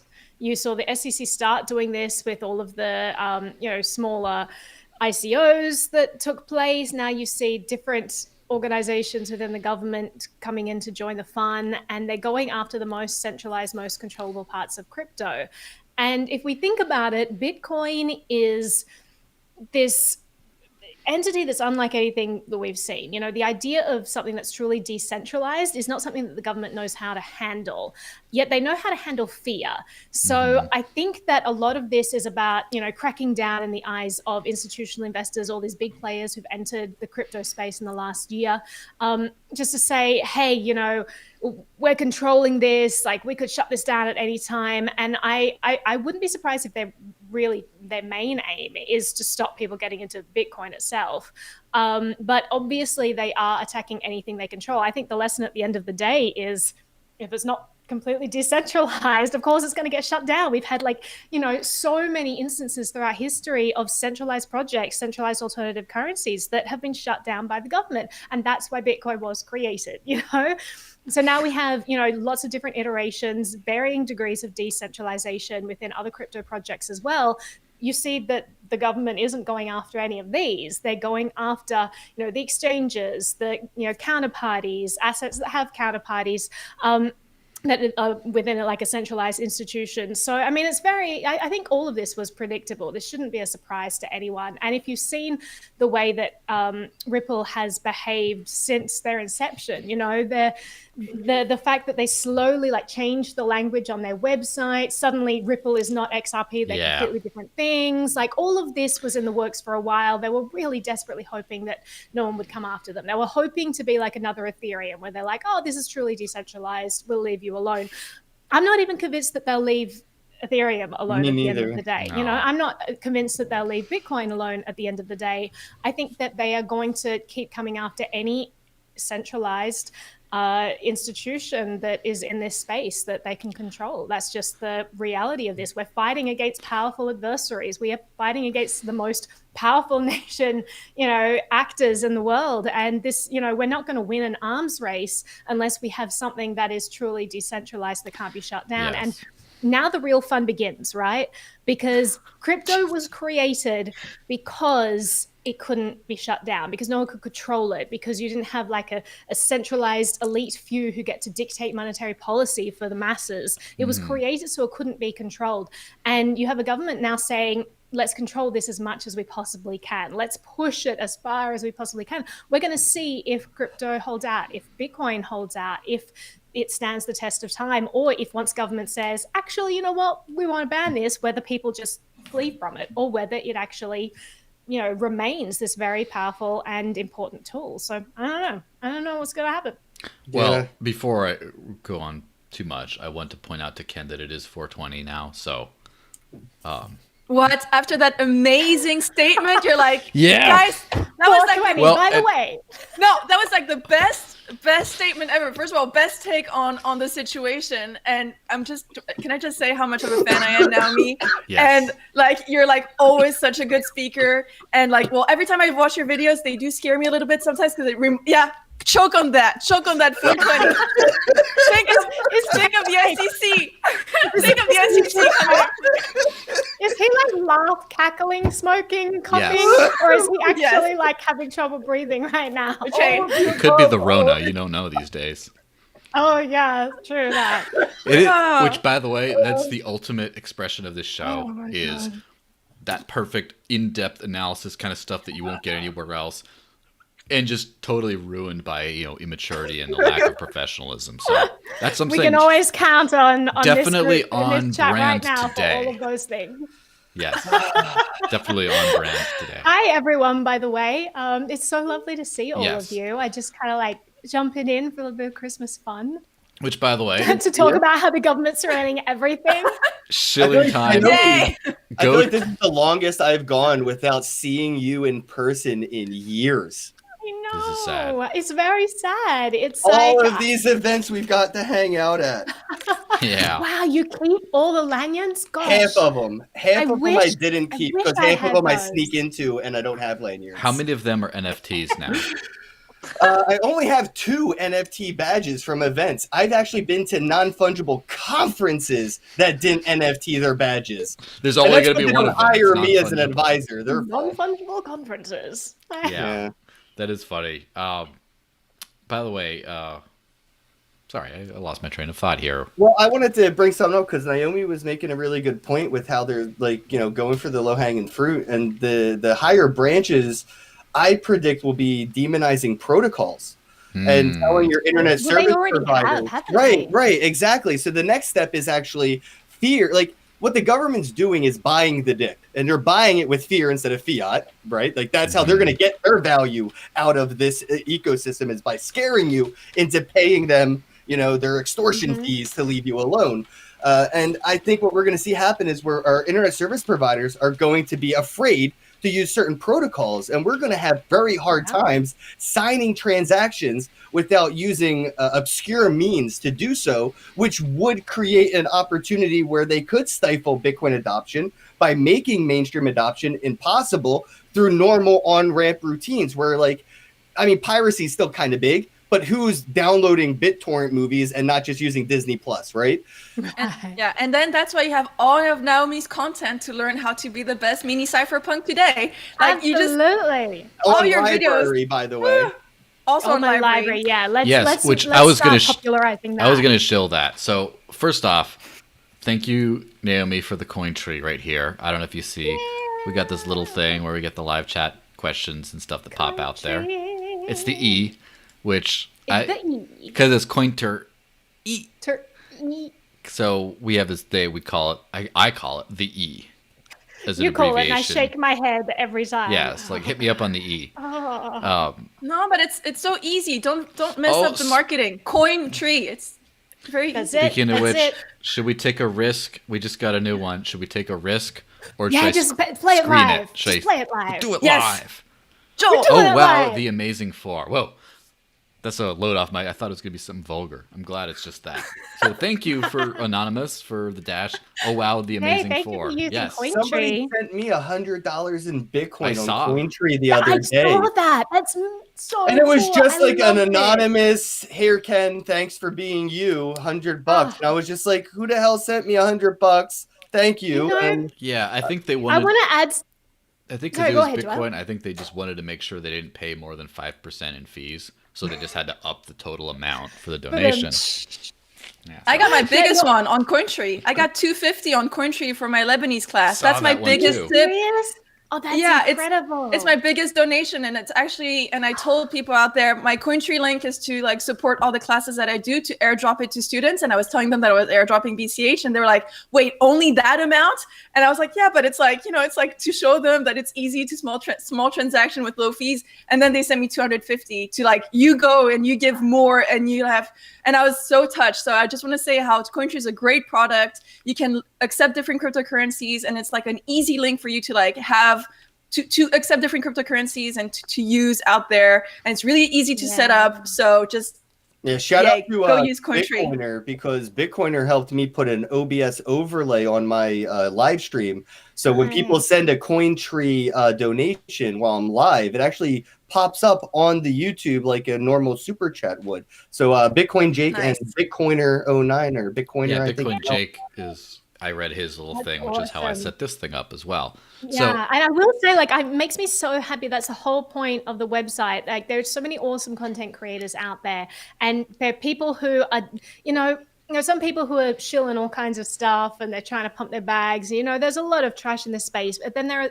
these awesome people who are really just trying to educate and really just trying to show people that there is a way to have financial autonomy, financial freedom, and they're doing this usually like as a part-time gig, like as a side job, as a hobby, as a passion project. So the fact that we can facilitate support for these amazing people, I think is awesome. I love the fact that it enables people who send donations to get recognition. That was my biggest thing, is that I would get tips arrive in my wallet and I'd be like, cool, thank you, 1AJ556BFTL. Doxing them like that, for shame. And it's like, it's not nice when you give someone a donation and you really want, you want to help, but then they're like, they don't even recognize it because they don't know who it's from. So I thought that, this could be helpful. Yeah. So I'm so glad that you guys use it. Yeah. I actually and- recommend it to smaller content creators. A lot of people that start a YouTube channel or, Facebook or Periscope, whatever they're using, DLive, etc. If they're using one of these centralized ones that don't really use crypto, they have to get to a certain following point to get monetization. So like if you don't have like 1,000 or 10,000 subscribers, you can't even get $1 super chat donation from an audience member. So using Cointree is a way for very small content creators to have their small audience still contribute before they have to get to such like a high bar is set on those platforms to be monetized. That's awesome. Yeah, I love that. And I hate that YouTube put in that barrier. And I hate there's so many things that YouTube's doing. So I want to take a couple of seconds to give a couple of brags about YouTube. Is this library shill hour right now? I love it's library. a little bit of a library shill, but it's also, number one, you've got that threshold, as you said. It really pushes out the smaller content creators. So that's really disappointing to see when that happened. But another thing, I mean, there was a completely different thing, but I'll just mention that one of my favorite people out there, who's a biohacker, who is someone who is like against the FDA putting all of these regulations on things, which is basically killing people because people have to jump through all kinds of hoops and have trillions of dollars in order to put, cures and things to market. He's kind of fighting against that and saying, science shouldn't be institutionalized. We should be doing this in our garage. We should break down the barriers. Like, it shouldn't just be people, who have these fancy degrees and all of this. It should be like, so many people in the world today are like autodidacts. They're learning all this stuff. They're sometimes better informed than the people who have the letters after their names. Why are we prioritizing all this institutionalized nonsense? He's a former NASA scientist, and he said when he was at NASA, he was bored out of his mind because he literally wasn't allowed to work as hard as he wanted to because it just wasn't encouraged. It's like this cushy job where he was encouraged to like stay home as much as he wanted because they're going to get funding anyway. So we kind of broke away from that. He created this channel where he's like, hey, do science at home. I've done 2 of his kits on my channel. I did a CRISPR kit where I created a genetically modified yeast. And then I did a glow-in-the-dark yeast. No, genetically modified bacteria. Then I did a glow-in-the-dark yeast kit.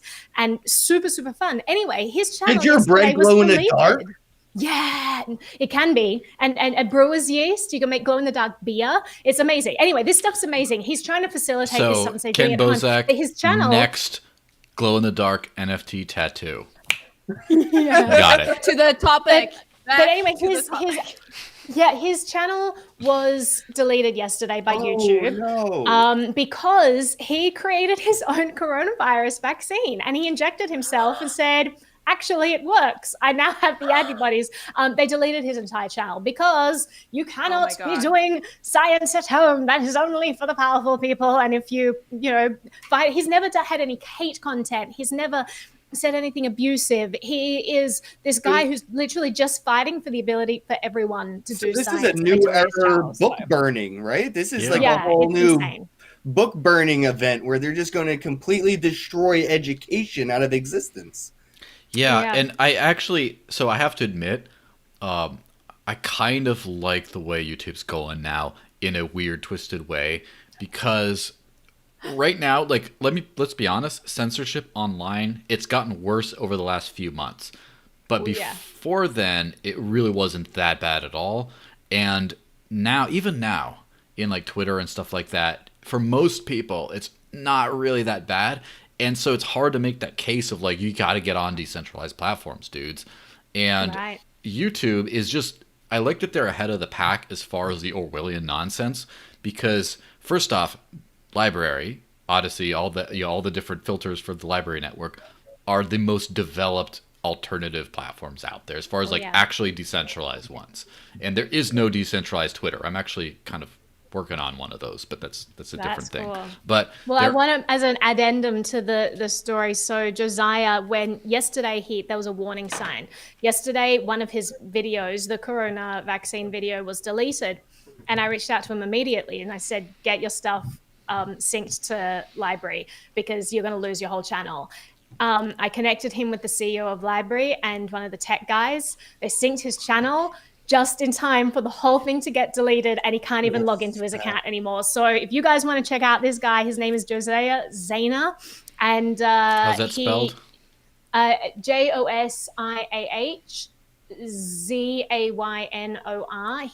I don't know what his channel is called. ZAY. What was that after that? I'm putting in the live chat here. It's JOSIAH. Whatever. You're making me doing real hard things, Joel. I'm going to look at the last name. Don't worry, I've already said this twice today. Words are hard. ZAYNOR. Okay. I put it in the live chat. Josiah Zayner.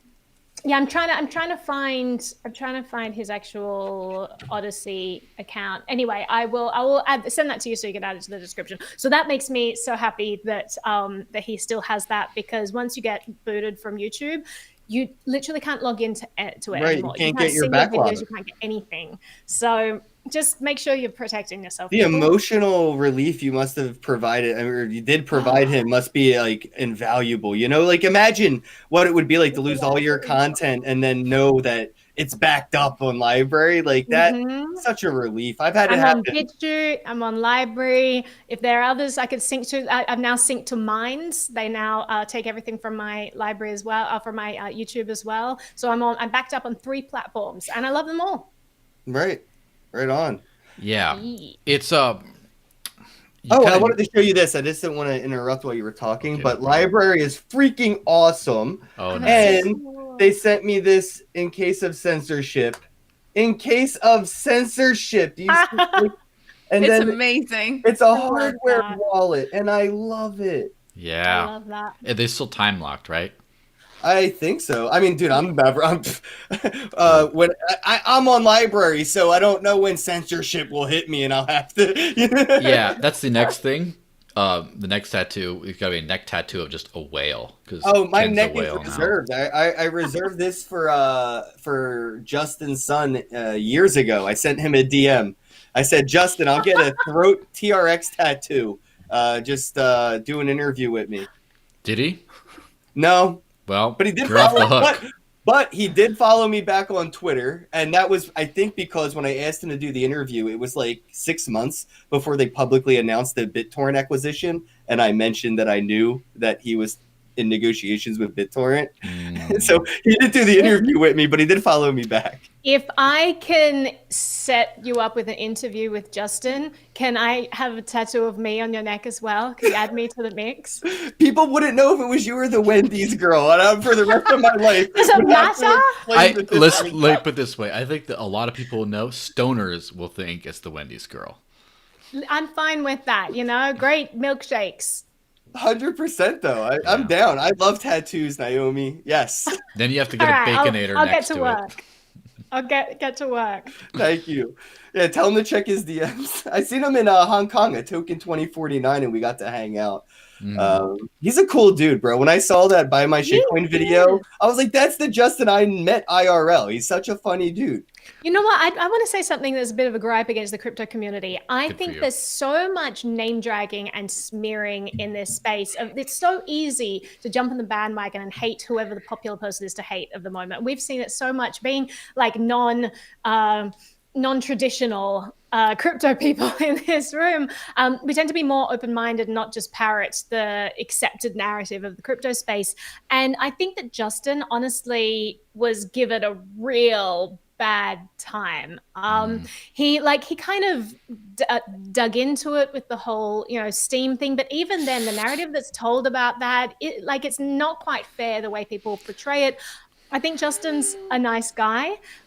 Before the Steam thing, I honestly didn't understand why everyone was out there being such an asshole about him. He's actually an incredibly successful, industrious, hardworking person who's really trying to create, decentralized tools. And obviously he wants to make a profit at the same time. But I never jumped on that whole, I hate this guy, he's a scam I just paid artist. attention to how altruistic he is. He's always been there for projects. When there was like the layoffing, when Ethereum, Steam, every blockchain was laying people off their projects. Justin was there to help them, and people were a little mad that he financially helped them build on Tron, but the project still got to work, and the team still got to get paid and pay their rent, and it was very altruistic in my opinion. Even though he said, hey, segue what you were doing onto Tron, at least the people didn't have to go home empty-handed and have nothing to do for months because they got laid off. And I would say that even the Hive Steam thing, that was a very preemptive move on the behalf of the Hive people, because the community,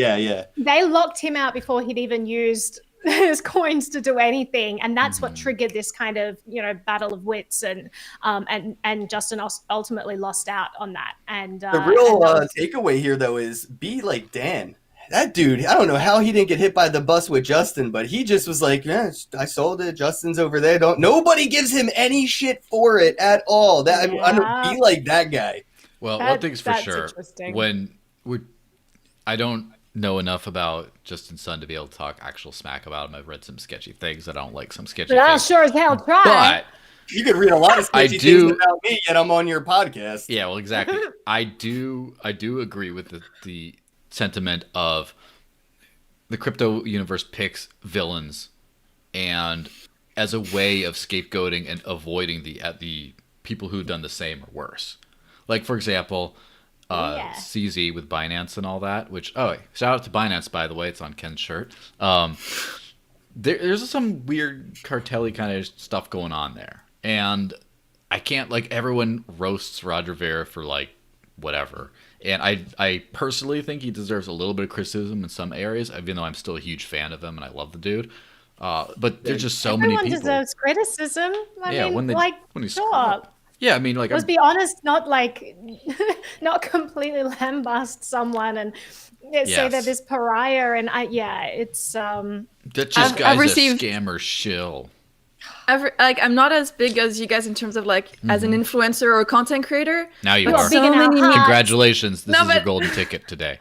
No, but what I mean is that I've received so much hate for supporting BCH, right? For being a big blocker, and people walking straight up to me at Meetup and saying, "Is Roger just paying you? You're such a shill," and stuff like that. Naomi, and I was like, nodding, no. She's just Been there, done that. Oh, And yeah. No, they'll it's find you. It tough. doesn't matter if you have 1 follower or 50,000 followers or 1 million followers. They will find you if you say something they disagree with, and they will just dig into you. Like, I remember the first time, like, it was maybe like 4 years ago or something, and I tweeted out, it was the first time I'd met Roger in person. Like, we'd met virtually at conferences where I'd emceed and introduced and chatted beforehand or whatever, but it was the first time I met him in person. I was so excited because this is someone who'd given millions of dollars to causes that I personally believed in really strongly, like fee and, things that are about individual rights and freedom and all of this. And so I was very excited to meet this person also who was such a huge reason for the momentum behind Bitcoin. A lot of people like to kind of downplay his role, but he was literally going person to person and giving people money and saying, try this out. Like a lot of the outreach is thanks to him. And I don't think that people should rewrite history and ignore that. It's dishonest. But I met him in person and I posted this tweet and it was a picture of us. And I said, interview coming soon. And within like seconds, I had like hundreds of comments that were telling me how much of a disgusting person I was. And it was like, I was just like, what? Like, why? As I wasn't naive. I wasn't completely unaware of this pushback against Roger. But they didn't even see the interview yet, right? Mm-hmm. And there was pushback in the interview, and I actually did 2 interviews. And everyone was like, "Don't be a BCH shill, like whatever." I don't even think that I was a fan of BCH at the time. It took me a while to research it and be like, "Oh, actually, this is cool. I can use it for a lot of things." So the interview was actually about like, why is the idea of decentralized money important? And I actually had a separate interview that was just about Bitcoin Cash itself, but the interview that I put out was just about this ethos of free money, and still hatred. It's people who are blinded by an individual's personality or the individual themselves, and they immediately reject the message of that person, even though they disagree with it. Like it's funny. I've been checking out John Stossel's comments recently because we just put out this Snowden interview, which was super exciting. But it's nice to see people being like, oh my gosh, I agree with Stossel on something for once. These are people who may not agree with him on other things, who may not be libertarian or freedom-minded. I know, right? They must be dumb. But he is the best. He's the best, like, messenger for a lot of these kinds of ideas. And I love his devil's advocate. Well, aren't drugs bad? Shouldn't they be regulated by the government? Give me a break. Yeah, that's my impression, John. Please don't fire me. No, but I like, it was nice to see people like that. I was like, great. They came to his channel. They, saw past him as a person. They were like, actually, I'll be open-minded and see if I agree with the content, see if this is something I can get behind. And they did. And I wish that some people in the crypto space were as open-minded. A lot of them do very little research into what actually happened, what facts are, and they just kind of parrot a lot of things that's popular to parrot. But so it's to be fair, this is like, for us at least, it's like our passion, our full-time job. We do this every day, all time. But for people that are just like casually scrolling something or researching a project, then I understand that they don't have the time to go into the whole FA analysis and why that coin is not. Mm-hmm. Yet they have the time to formulate such strongly held opinions about these things they've never researched. That's what gets me. It's just like Twitter. These people who have Twitter gives you that power. Opinions, about things they've never. It's all the kids that grew up and didn't show their work in school. Never showed my work. But, that's it. That does remind me. So also in the live chat here. Black people in cryptocurrency, who was asking about how to set up the CoinTree thing earlier, said, Roger Ver sent me a LinkedIn connection request on Halloween 2019. Halloween. I didn't connect. Didn't feel right. I thought it was humorous, though. Who knows if that's the actual request? Roger? Guys, I do not have a LinkedIn account. So Roger Ver DM'd me the other day, actually. What did he say? Twitter. Did he send you some BCH? Yeah, he was doing that to everyone. He made a video about it, which Shout out to But- Roger and his YouTube channel. If I'm in his fucking video, that's hilarious well- because I did say some shit, but it was just like me being like honest with him, like just I'm just being a troll to be funny. But yo, the way he sent me that BCH, bro, it was so easy. It was almost like annoying that Bitcoin isn't there yet. I was like, wait, how did this dude just send me a link with BCH? How do I do this with BTC? And I spent a good 2 hours trying to see if I could, and yeah, no. You know what's funny? What you recommend had you to watch like that fund your video. channel. Yeah, yeah, it was so easy though. So I did tell him that when he sent it, I was like, Good.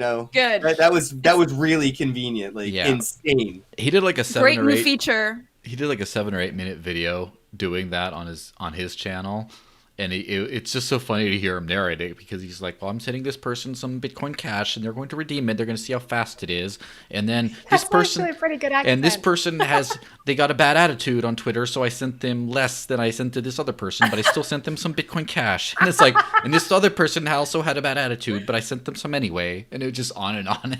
It's a pretty hilarious video if you think about it, but I love like the hustle. He's just always on it. He's always just like, Roger should give me 1 BTC worth of BCH, and I'll just get a giant Bitcoin Cash tattoo. Because is that an offer? Oh, dude, my whole body is an offer. Like, seriously. If anybody wants to get a tattoo, just DM me. We can negotiate a price, and I'll go get the ink. Yeah. Maybe this is a flip starter or a causes.cash moment. Like, well, to get here's the thing, right? I interviewed a guy named Bishop. Bishop is a genius. Bishop took pictures of his body and tokenized them into NFTs and sold pieces of his body in NFTs and then got tattoos based on the people that bought those NFTs. I heard about that, yeah. I want to steal his idea so bad. So I'm just letting it out there. I'm make sure people know that it's his thing. He's doing it. And whenever I get to it eventually, I'll probably have to get him tattooed on me first because he is the genius. But he has actually done a lot for charity, honestly. A lot of what he's raised to get tattoos went to charity. And he's used blockchain to verify all this with the ins and the outs. And it's just really cool to see somebody like, kind of like me. Like, I'm like, dude, I love tattoos. Give me money. I'll get a tattoo. Let's have fun. I'm a canvas. And he's like, let's do this on a whole other level with like, philanthropy in mind. And let's donate the money to charity and use NFTs. I'm so disappointed that I did not think to make an NFT of my boob and then sell it and then get a tattoo on my boob that I sold as an NFT. Yeah. It's not an NFT, it's an NFT. You get it? Okay, all right, Joelle. No. Calm down with those puns, all right? Sorry, too many puns in the house. But that is a good example of like I see that big Bitcoin banner in the back of like Kenn's background. If you have that's like KennBosak.com, by the way. So I have a couple artworks. This is like starting with the Genesis block of Dash all the way down. This is the Bitcoin halving. There's a little bit of Bitcoin in here. There's empty space here. Maybe I should sell rest of my office wall NFTs and then let people decide what to put on there. Yes. You put up a green screen. And then you lease out the green screen, bro. And you can have it rotating digitally where somebody could rent 5 minutes and just have a 5-minute ad on the green screen. Bro, this is where I live in this mentality of utility. All right, Ken, and you're hired. He's I'll give high you a cut as of well. whatever you bring in. Yeah, you're high. Yeah, but seriously, like, to bring it to a more like serious level of how amazing this stuff is. This is to where money is a technology to transmit the value we already have in our own heads for goods and services. Money didn't exist out of nothing. It had to be invented. And the old school money is a old technology that leaves a lot of value on the table. And with crypto, we're starting to see the way valuations happen. Like, for example, these microtips, this live super chat that people just throw money into like that. It didn't exist like 20 years ago. And that exactly thing, like the tattoo thing, being able to pay for that, or the green screen. And there's a lot of value left on the table that basically there's a lot of people aren't going to get a 9 to 5. I got to work this. I got to do that. There's just so much human potential and flourishing that can happen once the money is right. Once the money catches up to our imaginations, which it finally is. The technology's getting close to the value that we actually perceive in our own brains. And when those things meet, I think it's going to be the golden age of humanity, when we hit the point of the value, the technology behind expressing the value meets the actual limits of our own imagination of our own value. Yep. It's profound. Yeah, Thank you profound. for that serious I thank note. Bourbon Should for I that. mention something about marijuana now, or is that how this works? You know, have you ever done DMT? Sorry, it's that time to drop in the thing. I've actually been waiting for a shaman. I've spoken to a few people that are, very educated in that sense, and I don't want to disrespect something. So, like, I look at this as medicine.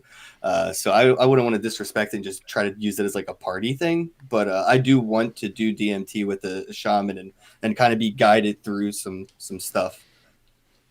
Yeah, I mean, I'm sure that's something that a lot of people kind of look for with all this. Which is Jitsi malfunctioning again? Oh, there's Naomi again. Eleanor is still hiding behind her little. Did I disappear? No, Jitsi has been doing this where it's just like it's like disappearing people once in a while. It's good that Eleanor is hiding for now, because there was someone in the live chat saying things about her, but whatever. It is the way it is. You know, internet's full of that kind of stuff. But as far as I had this like great idea of like reading a bunch of headlines off and doing boring shit, and we kind of got way away from that, which is for the best. Have you guys not been talking about news? We talked a little bit. We were waiting for you. I think we were on the first headline when you joined. But the other thing... Are you serious? Oh my gosh. All right, well, let's dive into it. Come on. We covered... There's so much to discuss. I mean, guys, the government is like completely screwing us over right now. First, this is important let's talk about how Ledger is screwing us over. But this is a mission to defeat, Naomi, and you know it, right? Yeah. As soon as they started acknowledging us and saying, oh, it's nothing, and then they started acknowledging us and then fighting back, they've already lost. This is an acknowledgement of defeat. They have to save face. They can't just go out and say, oh, we didn't even try. It was an uphill battle. Why even fight? They have to spend every penny they have. They have to throw everything at this. So when at the end of the day, the government falls to the crypto adoption train, they could always go back and say, look at all the stuff we did. We tried. We did try. I don't think it's a liability issue at all. I think it's a control issue, and I think it's people who are trying to usurp as much control as they possibly can, and people who are none the wiser, who don't understand there are a lot of decentralized alternatives, that they don't need to rely on the centralized organizations. I think they could do a hell of a lot of damage to the space, even if we win, even if it still exists after they're done. They can still slow it down considerably. Like, I still think this is a battle worth fighting. Yeah. And the problem is that so much of this stuff is being rushed through. Like, for example, you've got this new wallet rule with the KYC requirements, and they're rushing it through, and they voided public comments. And their rationale is something to do with, well, this is foreign affairs, and therefore public. They don't have a point of view that's important. We will avoid it. Also, let's rush it through and only give them 15 days to give their comments over the Christmas period when no one is at their computer writing comments to the government, So like, there is all these like malicious, nefarious things that they're doing to kind of push this through. But honestly, what it's going to do is it's going to hurt the mainstream adoption. It's going to hurt the unbanked who are trying to get involved in all of this. It's going to wall off these centralized institutions and make them completely inaccessible to the rest of the economy. And that's not good news for us. We want these players to be part of the economy because they make it easier. They provide the bridges, Like, if you didn't have the Coinbases and the Binances and all of these exchanges in the early days, so many people wouldn't have gotten involved with crypto because it takes a while to understand the tech to actually get involved. These stepping stones are important. Now, if you're using a stepping stone and there's like a giant concrete wall, once you take that first step and you're like, oh, this is as far as I can go, I think that's going to stop a huge amount of people actually discovering the potential of cryptocurrency. And I think that's so sad. It's not necessary either. This can be stopped. Mnuchin, his days are numbered, literally. And this, if people can fight back against this bill, I hope that they do. It's just so many bills, like the Stablecoin Act that makes it illegal for anyone who's not a bank to issue a stablecoin. Like, the fact that they can get away with this stuff, it's so clear. But we need to start ignoring it, and we all need to take part of self-incriminalization. I don't know if that's even a word, but we should just issue your own stable coins. Do that. We teach the kids how to make their own stable coins. Get it to that point Baby's where first stable coin.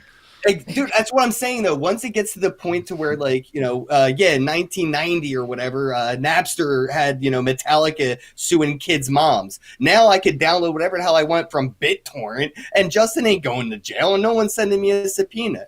Once it gets to a point, actually, in this new stimulus bill that was just passed, it's a felony to stream content illegally. So there are lots of things that could, like, it's not the law and how enforceable it is that matters. It's the threat that hangs over people's heads that stops people participating in the ecosystem. A lot of the time, the government seems a lot more threatening than it actually is in reality, but that's just as damaging, because you get a lot of people who are like, oh, they probably won't get me, but it's not worth the risk. And that precludes a lot of people from participating. We don't want that as a community. We want open arms and to bring people in. And I think we forget that as insiders, as people who are used to talk about this all day, we forget what it's like to not be a person who holds cryptocurrency. We forget what it's like the first day. What was like your first day in crypto, and how did you feel about it? What, depending on your background, your education, the people surrounding you. People now, my next class is on Hong Kong. People over there actually need this, right? Mm-hmm. And it's so difficult if the first thing that they Google is that it's super bad, and we're back to it's criminal, and it's back to this is not possible, and this is not, you can't do this anymore. And what if, like, wallets that I love and recommend, like Bitcoin.com or Edge, like, what happens if they get shut down somehow? What happens, like, I need those tools. That's what I was talking about to exist. Being demonized right there. Yeah, Edge wallet, being taken off the App Store. Yeah, you could download a third party, but then, No, but again, I'm talking to beginners, 101 people that they don't know. Like, for them, it's like, first of all, when you talk about cryptocurrency, you have to explain, how fiat is bad, and then, control your private keys. And then if you start telling them the internet is after you, or your App Store is not reliable, it gets a bit too much. So I have to be able to recommend something that's on their App Store. But we're also dealing with a time where, like, Fortnite is taking themselves off of app stores and expressing these situations outside of crypto. Right, it is niche, but you have to think of how many people play Fortnite and are now realizing when they open up their iPhone to play, it's just not there. And regular applications and companies are realizing it's more beneficial to be a dApp than an app, because you're building an entire company on a soapbox that can be rug pulled by somebody that's shaking you down for 30% on every dollar that you spend through the App Store. Yeah. But until you get the people who are building the sites that index these dApps, then it's how do people find them? And you know, like at the moment, places like Edge, they actually can't build an index for dApps within their wallet. They would want to, but Mac, they forbid it. You're not allowed to do that if you have a Mac app. So I think that it's very difficult to say, like, hypothetically speaking, yes, we can use these alternatives, but it was sort of like, hypothetically speaking, you could use other video platforms. Put it on, Joe Blow's YouTube alternative schmonative. And it's like, great. And no one's going to watch my video. It takes a long time for that momentum to build. We're lucky now that we do have viable alternatives. Library is getting there. I almost have more followers on Library than I do on YouTube now, which is huge. Most people are not that way. I've just been on there for longer. I just discovered it really early. And that was thanks to Stossel again, because we covered it on the show in the early days. But a lot of people are not there. So it's not feasible to tell them, well, just cut this off, take a stand. And the other thing is that if we don't fight for this now, they're going to take a mile. You can't let government in even a tiny bit, because once they're in, they just keep pulling. And if we're not fighting for these initial rules, you're right. You're absolutely right. They're going to go after Edge Wallet. They're going to go after Bitcoin.com. And it's going to be so difficult. So we should organize a Million Satoshi March. I got to run. I have a hard out at 5 because I have to go live with somebody. Did you just say you have a hard on at 5? Like, Ken, keep that to yourself. You schedule those things? God damn. So that's what happened to spontaneity. Anyway. Sorry. Are you too high for that to even work right now? I'm too high to have a reply to that. You rhymed that though, so you're not too high for that. Naomi, I did not expect that. No. I'm sorry. Is this a PG show? No. Just caught me off guard, guys. All right, yeah. No, I have a hard out at 5 because I told somebody I'd do a podcast with them or a recording with them, so I didn't know how long this was gonna go, but I thought we scheduled it from like 3 to 5. It's been almost 2 hours, so you've stayed the course for a very long time. It says 2.5 on my end, but I wish I could do 2.5 more. It's great. There will be more. Model days and I saw on the conversation thing I wanted to mention Christmas gifts, gift NFTs. You can't get COVID from a crypto kitty, all right? So you just send an NFT to one of your friends. You can go on Wax and you could buy an NFT and just send it to them. Wax in another email. Pun? Oh, there's so many puns. Sorry. Pun should be a brand of weed. Somebody just is there a strain of weed out there called Pun? Well, probably. The but have fun comment... on your Christmas live stream. I just want to say that it was great having you, great meeting you here, and enjoy your 24-hour live stream for Christmas. That sounds really fun. Yes, I'll jump on that. The final comment in the live chat. Are you doing a 24-hour live stream? Yeah, on Christmas. Yeah, all day. I'll join. Maybe I'll drop in and say. Yeah, it's going to be public, so anybody can jump in. I'll post it on Twitter. It'll be pinned. Okay. So have a day. Bye-bye, Have a day. Bye. There was a comment in the live chat that says Kenn is on Viagra all the time. I don't think that person actually knows, but... Wait, where is your channel? I'm trying to find where I can see the live chat. It's just YouTube, Digital Cash Network. It's a live YouTube, and you look at the live chat. Now, that's not the live crypto super chat, which is cointr.ee/thedesert links. You can leave a donation with a message, and it'll show up live here, and we will broadcast it. Okay, I'm on there now. I can see the things. Oh, I can see the Cointree link. Yes. And you can see all the people talking about Eléonore and stuff, which is a little strange, but it is what it is. It's not strange. Wait, I didn't follow. No. I shouldn't follow? Well, it's fine. It is the unfortunate side effect of being a female on the internet, if you know what I mean. Oh, it's fine. Yeah, it's happens. Fine. But fine. Yeah, how about that? You learn about that when you're at meetups. It just you're the only female there. There's a lot of men. It's fine. You're just like that's why I always keep it to the fundamentals and to the why we're here. And I always remind myself that not to take for granted this industry or anything that we're talking about. Like I know that it's maybe I can't help myself. I can't myself to like not just joke around because I think Naomi's tone is like you're so right to like. It is serious. We have to, take measures. We shouldn't like let the government go one step further. Should we now all stand up for XRP to make sure that they don't come after the next low-hanging fruit? I don't know. Like, how can we? Well, I definitely think we shouldn't be applauding it because I've seen a lot of people responding just like, "Sir's right, ha ha," and it's like. Guys, what are you even talking about? Like, if you're someone, and a lot of people who are like, Bitcoin maxis or whatever, and they're like, that's because Bitcoin's the only thing and you shouldn't be using these shit coins. And it's like, this is not the attitude. The attitude is not, I'm happy for the government to come in and regulate my competitors. The attitude is create a better product and stop, trying to use government force and trying to justify government force in this. Like, there's no... I mean, I think it's crazy that the SEC is even a thing. And so as I might have mentioned elsewhere, the concept of the ACC isn't a bad thing. The thing that it's a government thing that can send goons in and steal your money and kick your butt. That's what I don't like. Like, I don't like the fact that it's this mandatory thing that you need to get permission to and jump through these hoops to launch products that you want. The way it should actually work is if people want this tick of approval, if people want to be protected from their financial decisions, maybe they can just be like a rating service that says, well, this has not been verified by the SEC, so, that's take exactly precaution. Right. That's how the FDA should work as well. It should be like, do you have FDA approval? No? Well, tread cautiously here. Which reminds me, you're not allowed to put these things to market, because people shouldn't have the right to try things. Like, I just think that's such a crazy mentality that...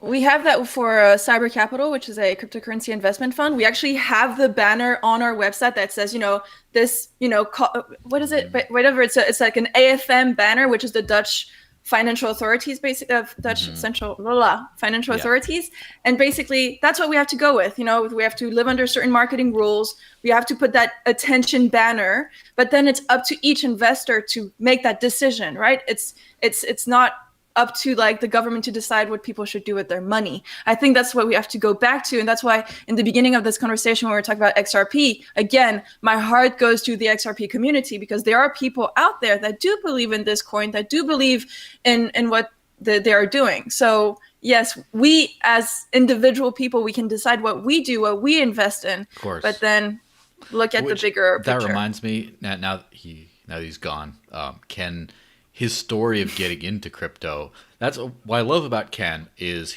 there's a bunch of things to love, of course, but the big thing is he is a pure person. He is no nonsense, no sugarcoating. It's just all there.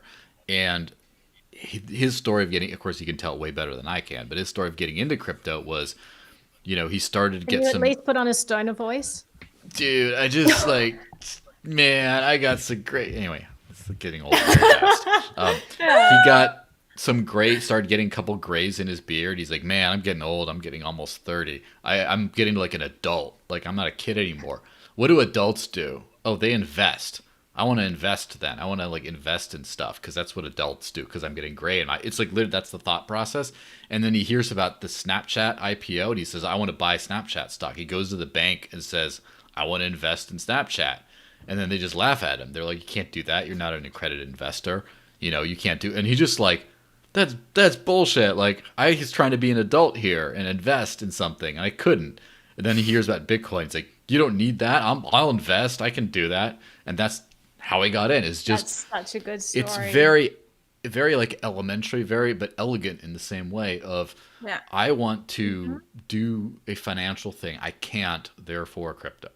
It's just so people in the chat were mentioning that, SEC is important because it stops scams. And I think we need to get away from this illusion that the SEC is somehow protecting us so that we can rely on these organizations. These organizations are absolutely in bed with the traditional financial players. And these traditional financial players are erecting all kinds of barriers to stop competitors. And as you said, Joelle, that it is rife with this, it is completely a completely unlevel playing field, right? You have poor people who can't invest in things that might, get them more money. And you have rich people. Like, all of these opportunities to make a lot of money are only available to the people who already have a lot of money. And it's a very unequal situation. And I just think that anyone who thinks that the SEC is there to protect us, or the traditional finance is fully regulated and is full of scams. Bernie Madoff was involved in a completely regulated field. The housing crisis, it was actually a regulated market. The SEC doesn't protect us, and I think that it's sort of this straw man argument to say, well, that's why we need to have these barriers. Honestly, it's just erecting barriers, and they're unnecessary barriers. Yeah, and that reminds me, there's a friend of mine, another friend of mine, who wants to invest in stuff like that. So he literally became a licensed investor. He did all the studies, did the guy got the certification, and just so he could invest for himself, but then found out he couldn't because he needed to actually open a business and do this for other people in order to do it for himself. And I'm just as a younger person, again, not so much anymore, but when I was younger, I was I didn't know all this, that it was so hard to get into investing. I just thought that oh, I don't have enough money to invest now, that's why I don't do it. Not that they just don't let you invest. They don't let you buy things. And that's the thing is, as we mentioned way at the beginning of this whole couple-hour-long shit show, one of the reasons why learning about crypto is the best way to learn about fiat, because no one understands money. No one understands what inflation is. No one understands scarcity. No one understands that when you print money, it's not that the inflation is bad. It's that you don't get any of it. They keep all the new stuff. And there's a bunch of stuff about people don't understand the investment, oh, what's the matter with the current system, until you realize, oh, I can just buy crypto peer to peer, or I can buy off an exchange. Even the regulated exchanges so far, it's pretty easy to just sign up and buy stuff. You can't do that with stocks. You can't do that with traditional investments the same way. And just the fact that now you see how messed up the old system is because the new one hasn't gotten that messed up yet. Yeah. And I think I remember my first Bitcoin meetup, and it was like a bunch of ICO on stage, and it was a bit weird, and I didn't know what was happening, but I could feel that there was something in the air. Probably I was feeling the greed of all these people around me.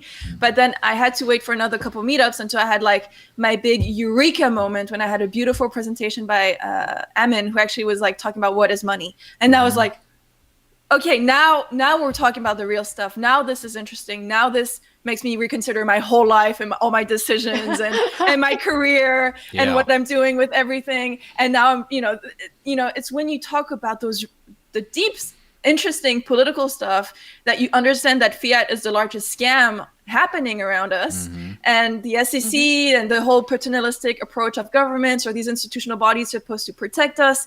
Well, it's, as you mentioned, it's like a whole just institutional cover up, and we're just part of it. And we need to teach people about these alternatives because, again, we are the lucky few. We're in it. We know people around us that can teach us how to be more private. Like, oh my God, that video, Naomi, about like how you shouldn't be using Wi-Fi. Like, it triggers me so much. Like, it's like so scary. And you're like, what's my SSID and my BSID? And what do you mean everybody can see everything I'm doing? Naomi's videos will make you drink.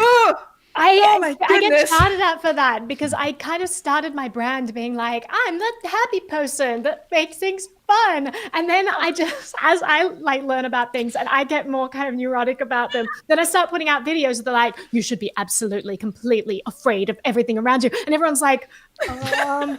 Let me go back to the funny That's called growing Japanese up, though. videos. No, it's I haven't released it publicly yet. I've got to get around to it, but I've just had a hell of a couple of months. But I did this interview with Bunny Huang, and he is a famous hacker and security researcher. He's like this hardware expert, and he specializes on the hardware side of our devices. So the idea that, we don't know where all these parts are. We don't know whether the Intel chip inside of this was compromised, whether the NSA puts a backdoor in all these things, what the transistors actually do. These phones pass through thousands of hands before between their inception and reaching our doorstep. And anyway, I interviewed Bunny, and we chatted about this. And at the end of the day, he's trying to create a truly secure device. And he's sort of walking through, like, he did this research paper with Snowden where they tried to take an iPhone, for example. They created this thing called an introspection engine where they open up an iPhone and they look at all of the things going on inside and try to figure out like what radio beacons are being triggered. Because when you turn on airplane mode, you would think, okay, well, I've turned off any sort of signals coming and going. It's like, well, how do you know? All you have is an icon on your screen that's telling you you've turned it off. How can you trust that? So then they set up all these probes to see what's actually going on. And it turns out that actually your Bluetooth and your Wi-Fi is running even though you're saying that you turned it off.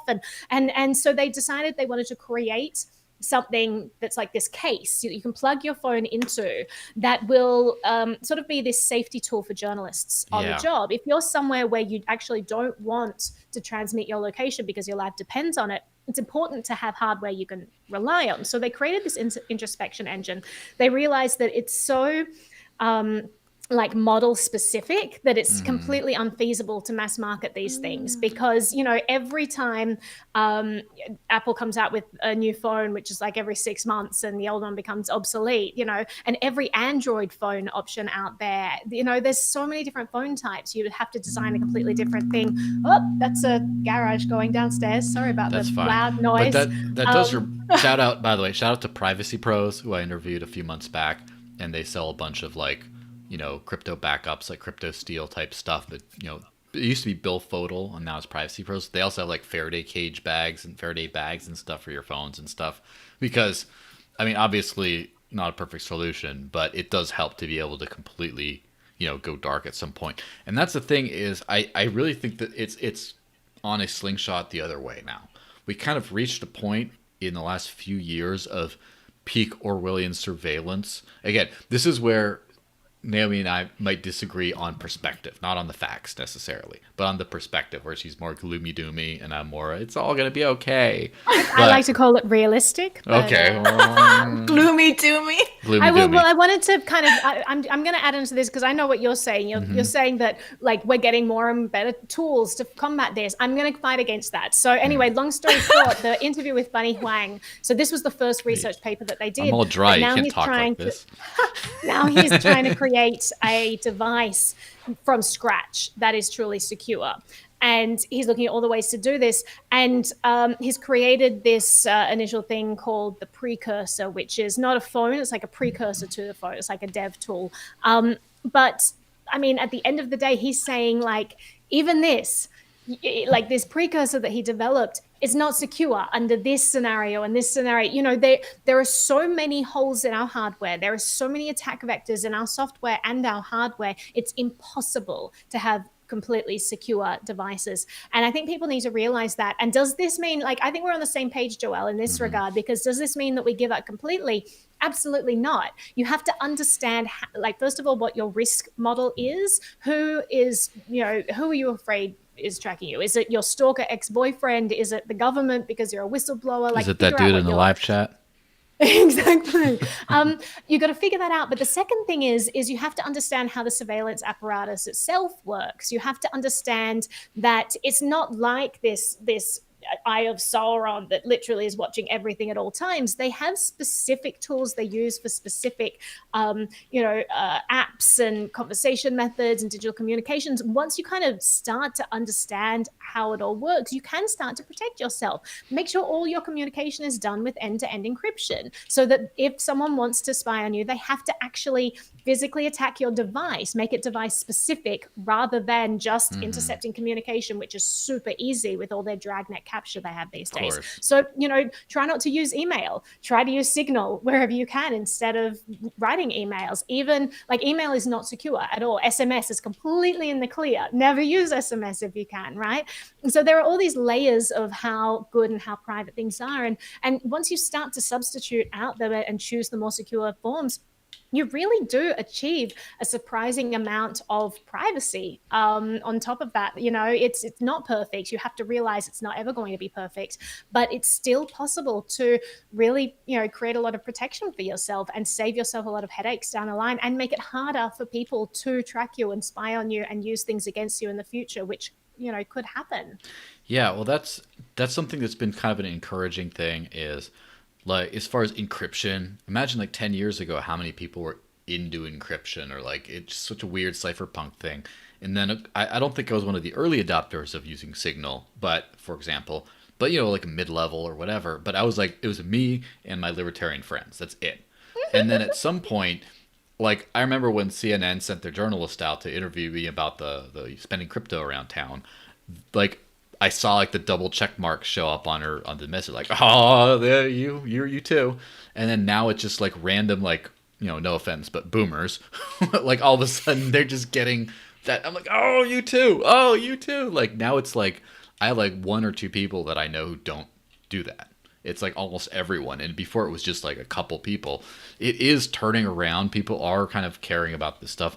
There's big calls to pardon, like Sarah Palin is calling to pardon Julian Assange and stuff, which is the weirdest thing I ever thought I'd hear. Like, Sarah Palin's an awful politician, whatever, for the non-American people. But I see like there's a backlash. Well, a lot better than some of the people who are not calling for the pardon of Julian Assange, or places like the Heritage Foundation. Like, excuse me, this is an organization that I used to have. Is Heritage that said this, right?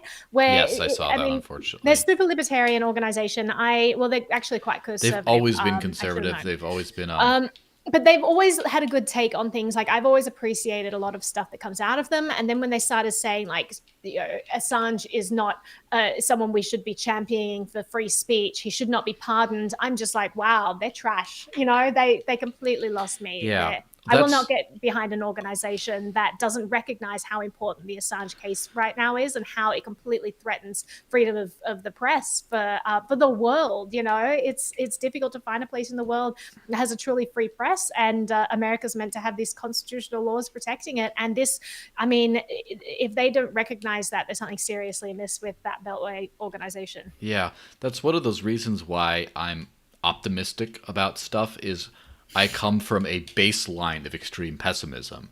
And so anything above that is just like, oh, this is great.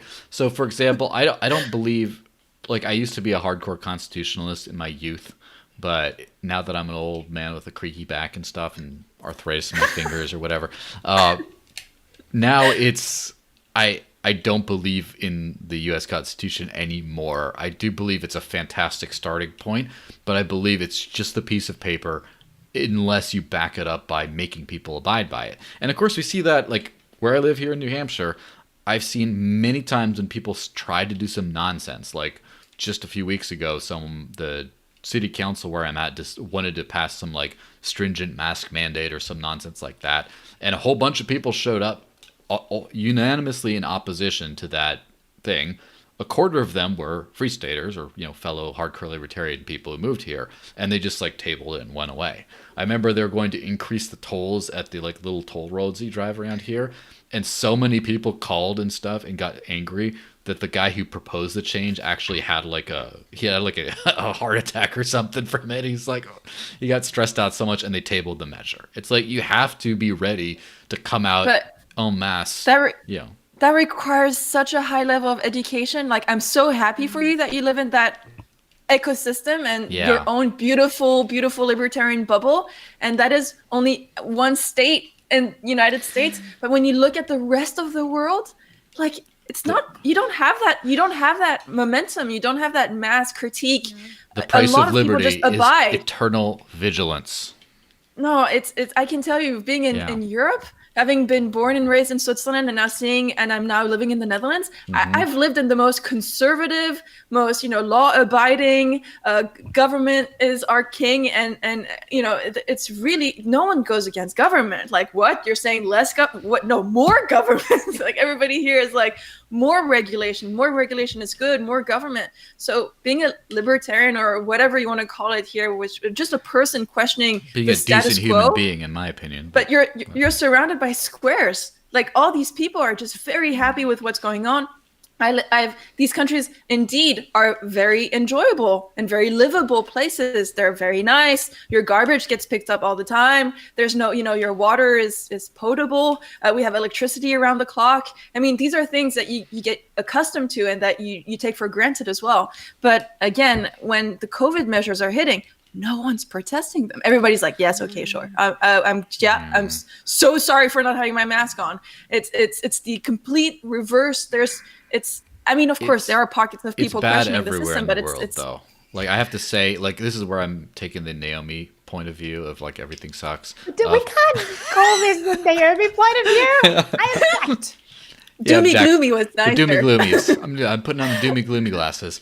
It has been sad just how many places and people in the freer parts of the world have just like, well, but just for now and stuff. And I guess in my spirit of patience, I will give people like a year or two to come to their senses on this. Like, people might have been scared, like, oh my gosh, I don't want to be the one who precipitates this giant like massacre of humanity, and I'll give away some freedom.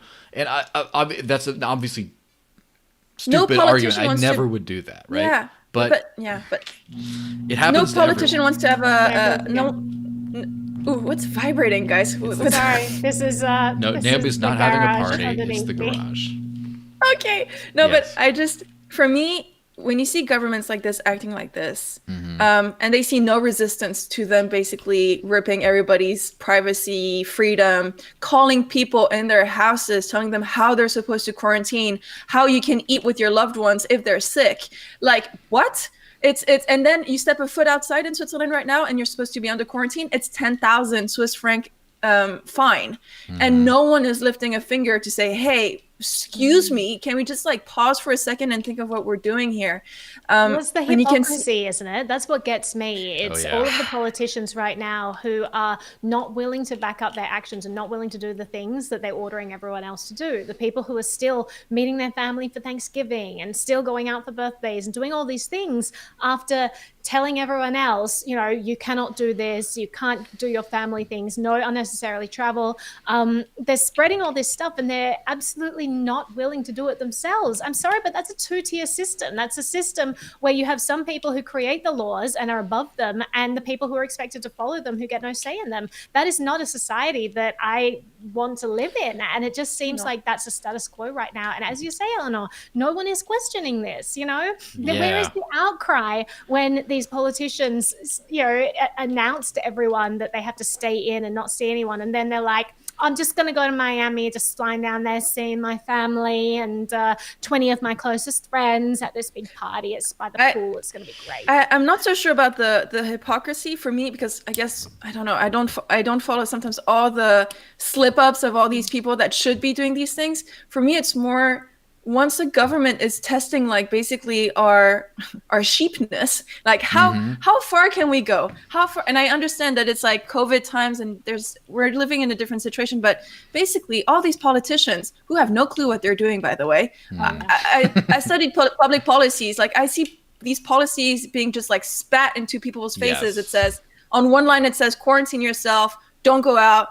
And then the next bullet, it's like, but if you have no one to do your groceries, then you can go out. But also no sex on the next bullet point. It's like, whoa. Yeah. You know what's hilarious? Like I don't know. I'm lost at words. So I have to say that my life has not changed at all this year. Are very small. Now every once in a while when I go out to eat or go to a coffee, I have a scarf that I go like this for 2 seconds and sit down. I have what survivor's guilt, right? Because a lot of people are not as fortunate as me and have had really bad years. They've lost their business, they've lost their life's work, they've lost all kinds of horrible things. So I don't want to, be like that. But there is a certain element of humor in watching these politicians come up with these rules and stuff. Like you're sitting at your table, you're fine. The Rona only goes above your head, but if you stand up, you have to. And then also like glory holes, like that was I did not. Too bad we can't have Ken here for this because he's, I'm sure he's more the expert. But like, you know what a glory hole is? Yes, I do, but I don't see why in this context. It was actually officially recommended by I forget which government agency that if you're going to engage in sexual activity, it should be through a hole through like a wooden divider or something like that. As in like this is like creepy bathroom stall stuff that I'm serious. A official government is an elected representative body that has actual real power over us. Recommended this stuff, and then the health minister of Canada. This is Canada so low level. Recommended masks during intimate times. And it's God, it's not unexpected, Joelle. I mean, the UK banned porn, right? How do you ban porn? They literally When was this? Created like ages ago. Oh, they literally just created honeypots because like all they want to do is entrap people by saying like use this VPN, and then they get all this blackmail material on people. Like the world has gone crazy. I will have to run off in a second as well, but I think I agree. This year has been startling to me. When it first started, and I was looking at what was going on in China, and I was making videos, because from my point of view, the world was not noticing, the numbers going up. And I was like, oh gosh, we need to be protecting the most vulnerable in our society. I was super worried. Yeah. Some of our friends here, seriously. Some of my friends were talking about that in like January. And I was like, really? So January? I was in Hong Kong in January. So it was like a big thing that I was getting aware of. In January, I was trying to buy masks and they were sold out in Australia. And so it was like, no one was paying attention to this in the news though. And for me, I made a video where I say explicitly, if we want to stop hospitals getting overwhelmed or whatever, we need to take precautions if we can, because a lockdown like they're doing in Wuhan is neither designed desirable nor even feasible in a country like America. Like in my mind, I was thinking there's no way that the government would ever be able to forcibly lock people in, and that's a great thing. So individual responsibility will be, the key to all of this. So I honestly, I was naive, and I was shocked to then see California turn around and say, actually, we are going to ban you all from going out. And then just seeing the whole world, like this ripple effect of everyone just getting locked in their houses, them deciding which businesses are necessary and which are not. They're picking and choosing losers. Like Walmart somehow is a winner, but your local mom and pop store on the corner, they're not as important as Walmart. Therefore, they have to stay closed. And something that they've spent 30 years putting everything into has just been outlawed, and they've lost everything. This is it's absolutely crazy. Yeah, but I think it made me so sad to see what's happened, because it is, as I said, it's this two-tiered system. They're picking winners and losers, and it's all about control. It's not about rational policies that are helping people. And here's where Mr. Sunshiny, orange-shirted optimism comes in. I see people starting to wake up to that who otherwise wouldn't. Like the amount of people who'd never thought of civil disobedience before are now like talking about it. The amount of people that would never care about financial censorship are now talking about it. The number of people who were just diehard pro-America everything, who are now talking about secession, like breaking up the country and like letting individual states be free of the federal government's. Like, this is like, I'm like, I'm just like, it's like that meme of like you're behind the tree, just like, I'm just sitting there watching all these people wake up, and obviously it's a high price for so many lives destroyed to get to this point. But I'm going to take the good where I see it, where there's so many people who are into this kind of thing. And that's, of course, bring it full circle back to crypto. That's where crypto is really important. Is the first thing people get dinged with when things get really bad is they go after your money. They go after your livelihood.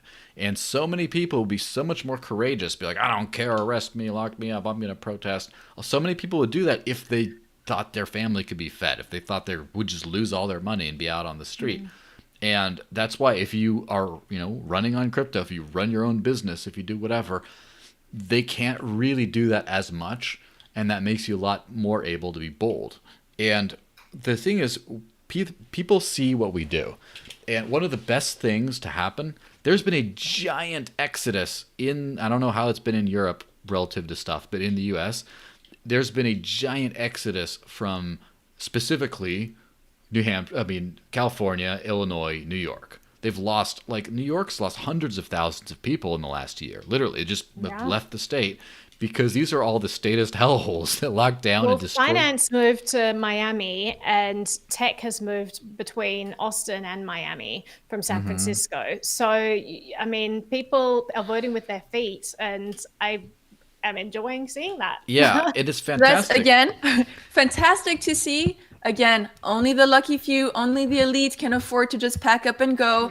Yeah. My last class on Lebanon, people can't withdraw more than $200 from their bank account. You have all your life savings stuck. Talk about Hong Kong protests. You wanted to support a cause, all their bank accounts got closed. Again, so it's like some people can leave. Some people will always be able to hide money or have another bank account somewhere else, transfer their capital, have that freedom. But it comes at a high cost. And it's great that people are waking up and moving and literally saying, okay, no to this state, I'm going somewhere else. And I love your positivism, Joel. It's refreshing. I guess sometimes I'm just a bit gloomy doomy as well, and I think the reason we need to wake up and it's not there. Some people, the privilege of being able to move and live free is, it helps the underprivileged in the digital information age, because you get to see social media pictures from someone just, a little while away over here, living their free, best, happy life with friends and family, and just you can see their faces, and it's just there's hope and stuff. And then when you see that, when you're all miserable and you're, hunkered down with your glory holes or whatever else you're doing, right? It's just I still cannot believe that in government. Anyway, while you're all in that life and you see that someone else is living free, first you see a glimmer of hope, and then you get a little sad, but then you get angry. You get really angry at your government that says, you know what, this is the way life has to be. You got to be safe and stuff. And if the whole world's that way, it's easy to just be all hunkered down. But when you see other people living free, which is why we should be loud about how free we're living, be very public about it, then other people start seeing, and then they start rising up and flipping over cars and all that good stuff. Good stuff. Well, I don't know about the flipping over cars business, but Depends I on think whose taking it is. proactive action. No, I don't think I support it, regardless of whose cars. But it could inspire proactive measures to either, change through the political process or find a way to make changes in your own life to enable yourself more freedom. There are tools people can use no matter where they are that give them certain degrees of freedom. Some places are a lot more fortunate than others. Some places it's a lot harder, but there are definitely steps that anyone can take. And I think you're right that hope is a very powerful tool in this regard. Well, that seems like a fantastic wrap-up point for this almost 2.5 hour thing. Now it's time for shilling, and not a currency, as in shill your stuff. Let's start with you, Eléonore. What do you want to promote? Where can people find you and follow you and stuff? I did tag you on Instagram, but other than that, I don't know. That's very sweet. Well, Kai's just coming to say hi right at the end of this podcast. Hello. Hey, baby. Channeling my inner Kenn Bosak. Dude, that cat should be an NFT. Do you want to be tokenized, Kai? Well, we'll see. We'll see what he says about that. Nothing to shill except cryptocanal.org and my Cointree link if you want to support my activities regarding crypto 101s for countries that kind of need it right now. Yes. I'm very passionate about peer-to-peer electronic cash. I hope this world that it's not just for the lucky few, that we managed to get it in the hands of a lot of people. I love the latest upgrade for the Bitcoin.com wallet where it's so easy to get, cryptocurrency through a link. I'm always thinking about the end user and think about the people out there that don't have the chance that we do to realize how beautiful cryptocurrencies are, how they're ready for the masses today, how there's tools, like Naomi said, to be private, tools to be more free.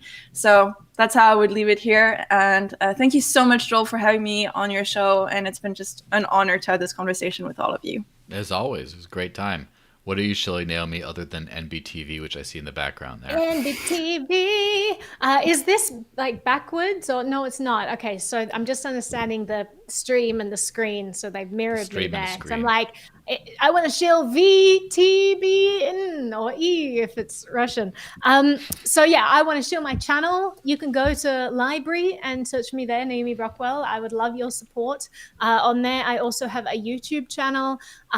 They frequently demonetize me. And but if you subscribe to me on both, that's always wonderful and definitely helps me in terms of getting viewers, getting my videos out. And Cointree, yeah, if people want to go and create an account, go and make their own account. If you're someone who creates any kind of value in the world, hopefully you are, whether it's you're developing software or you're value. creating content, video content or music or anything. It just provides a way for people to show their support through messages and cryptocurrency. But it also has another benefit in that you can link all your social media. So many of my friends are being deplatformed right now. I actually had a friend who said that his entire Facebook group was just deleted from Facebook. They had like 500,000 followers, members in this group that were deleted. And that was their primary means of connecting with each other. And they kind of lost contact for that. But they said that they had Cointree page so that people can go to other things like their Discord page or their library or all of this so people can find them. So if you could create a Cointree page, it kind of works like Linktree, but with the added bonus that you can add donation addresses. But it also is just like a social media list so people can find you if you get deplatformed. So they're the two things that I want to let people know about. And go and check it out. See if there are content creators on there that you want to support. Maybe you can send some money to Joelle or Eléonore, people who are creating a lot of value in the space, and send them a nice Christmas message and say, hey, well done, I appreciate you. That's always really nice for someone who's doing this as a passion project to get that. So I encourage all of you to go and try it out. Yeah. What is Kenn's Cointree? Kenn's Cointree. Because I'm searching Kenn Bosak and stuff, and I can't find exactly I know he has Really? Let a me couple find it. different things. Because I know he obviously does have a coin tree because people give him a bunch of money. He was talking about it maybe before you got on there. But let me show a little bit of Ken's stuff because he left before I had to show. Kenn Bosak, he's biggest on Twitter, which is at Kenneth Bosak, Bosak. And he is a hoot, let me tell you. Like, it's a fun Twitter to follow. This guy's crazy. So it's literally KENNBOSAK. Yeah, so cointr.ee.Kenn Bosak. Like you just said so many different things. You can't repeat it because then they're like, is it .e? cointr.ee slash cointr.ee slash KENNBOSAK. Kenn Bosak. I like to use. You should use more the emoji. The tree emoji is really powerful. Any emoji is powerful, Yes. and I feel like the tree emoji should be you do something with it. Like tie it to coin tree forever, so that people really remember the coin and the roots and the tree and how beautiful it is, and I tie love that the all metaphor, that the roots, the blossoming. We the, need Yes. a coin tree. That's all your marketing. Man. No, anyway. That's Sorry. well. Just the marketing, just the narrative of all the tree and how you can anchor yourself and how you have strong roots because of all these people supporting you and all that. these Okay, leaves you and are how you can hired. blossom. I do Yes. marketing as a consultancy service. Yes, of course. The coin tree That's of excellent. Crypto Liberty needs to be watered from time to time with the coins of All right, shells. guys, See? send your proposed tweets to me. I'm going to tweet them out on the Cointree page right now. Yeah, absolutely. So, and then as for this Secure channel, you already your know. roots. If you're not subscribed yet, if you're watching this and you're not subscribed, well, someone actually gave me a downvote, which is very rude. But I only have 809 subscribers, which this is YouTube, of course. I have to stream here because Library doesn't do streaming yet. But when they do, I'll be streaming decentralized things and flip the double bird at YouTube. But if you're not subscribed and you're watching this, you're a meanie, so you should subscribe. And then you will be an un-meanie. And cointr.ee/thedesertlinks is my coin tree. You can throw a tip. Oh, speaking of which, I got a message. Shall we risk it? Shall we risk it? Really? Do Says, it. Risk it. Risk yes, it. Make it live. From digital currencies to COVID and glory and back. Great episode. Thank you, Anonymous. Great. Aww. Well, someone else sent you one that said, "Oh wow, the amazing four." Oh, that was the one from before. Yes. Got it. So thank you very much for the support. Make sure to subscribe. We do this. I do this every other week, but the off weeks is a Dash podcast, which is always a good time. And I'm open to starting more podcasts if there's more shills who are willing to throw me some money for it. But as it is, it's always a good time. So check back in a couple weeks. I can't guarantee who will be on, but I can guarantee it won't be a 2.5 hour marathon probably, unless it will be because it's like the ringing in the new year. So this was a special long show. Well, Bitcoin birthday is on January 3rd, so. Yeah. Well, I will have to buy a pizza with it, which I actually can around here. But anyway, thanks for tuning in, everyone. Subscribe and follow these lovely young ladies and Kenn Bosak. He's not a young lady. He might not even be lovely, but he is a Kenn Bosak. So follow us all. I will share this out shortly. Enjoy the holiday season if you do have a holiday season going on here. If not, wear a little Santa hat or, something like that. And yeah, just remember, stay positive because stay positive, stay away from the gloomy doomy stuff, but still listen to Naomi's channel and take seriously all the gloomy stuff she says. So Yes. tell people to do all this kind of stuff. Oh, and by the way, taxation is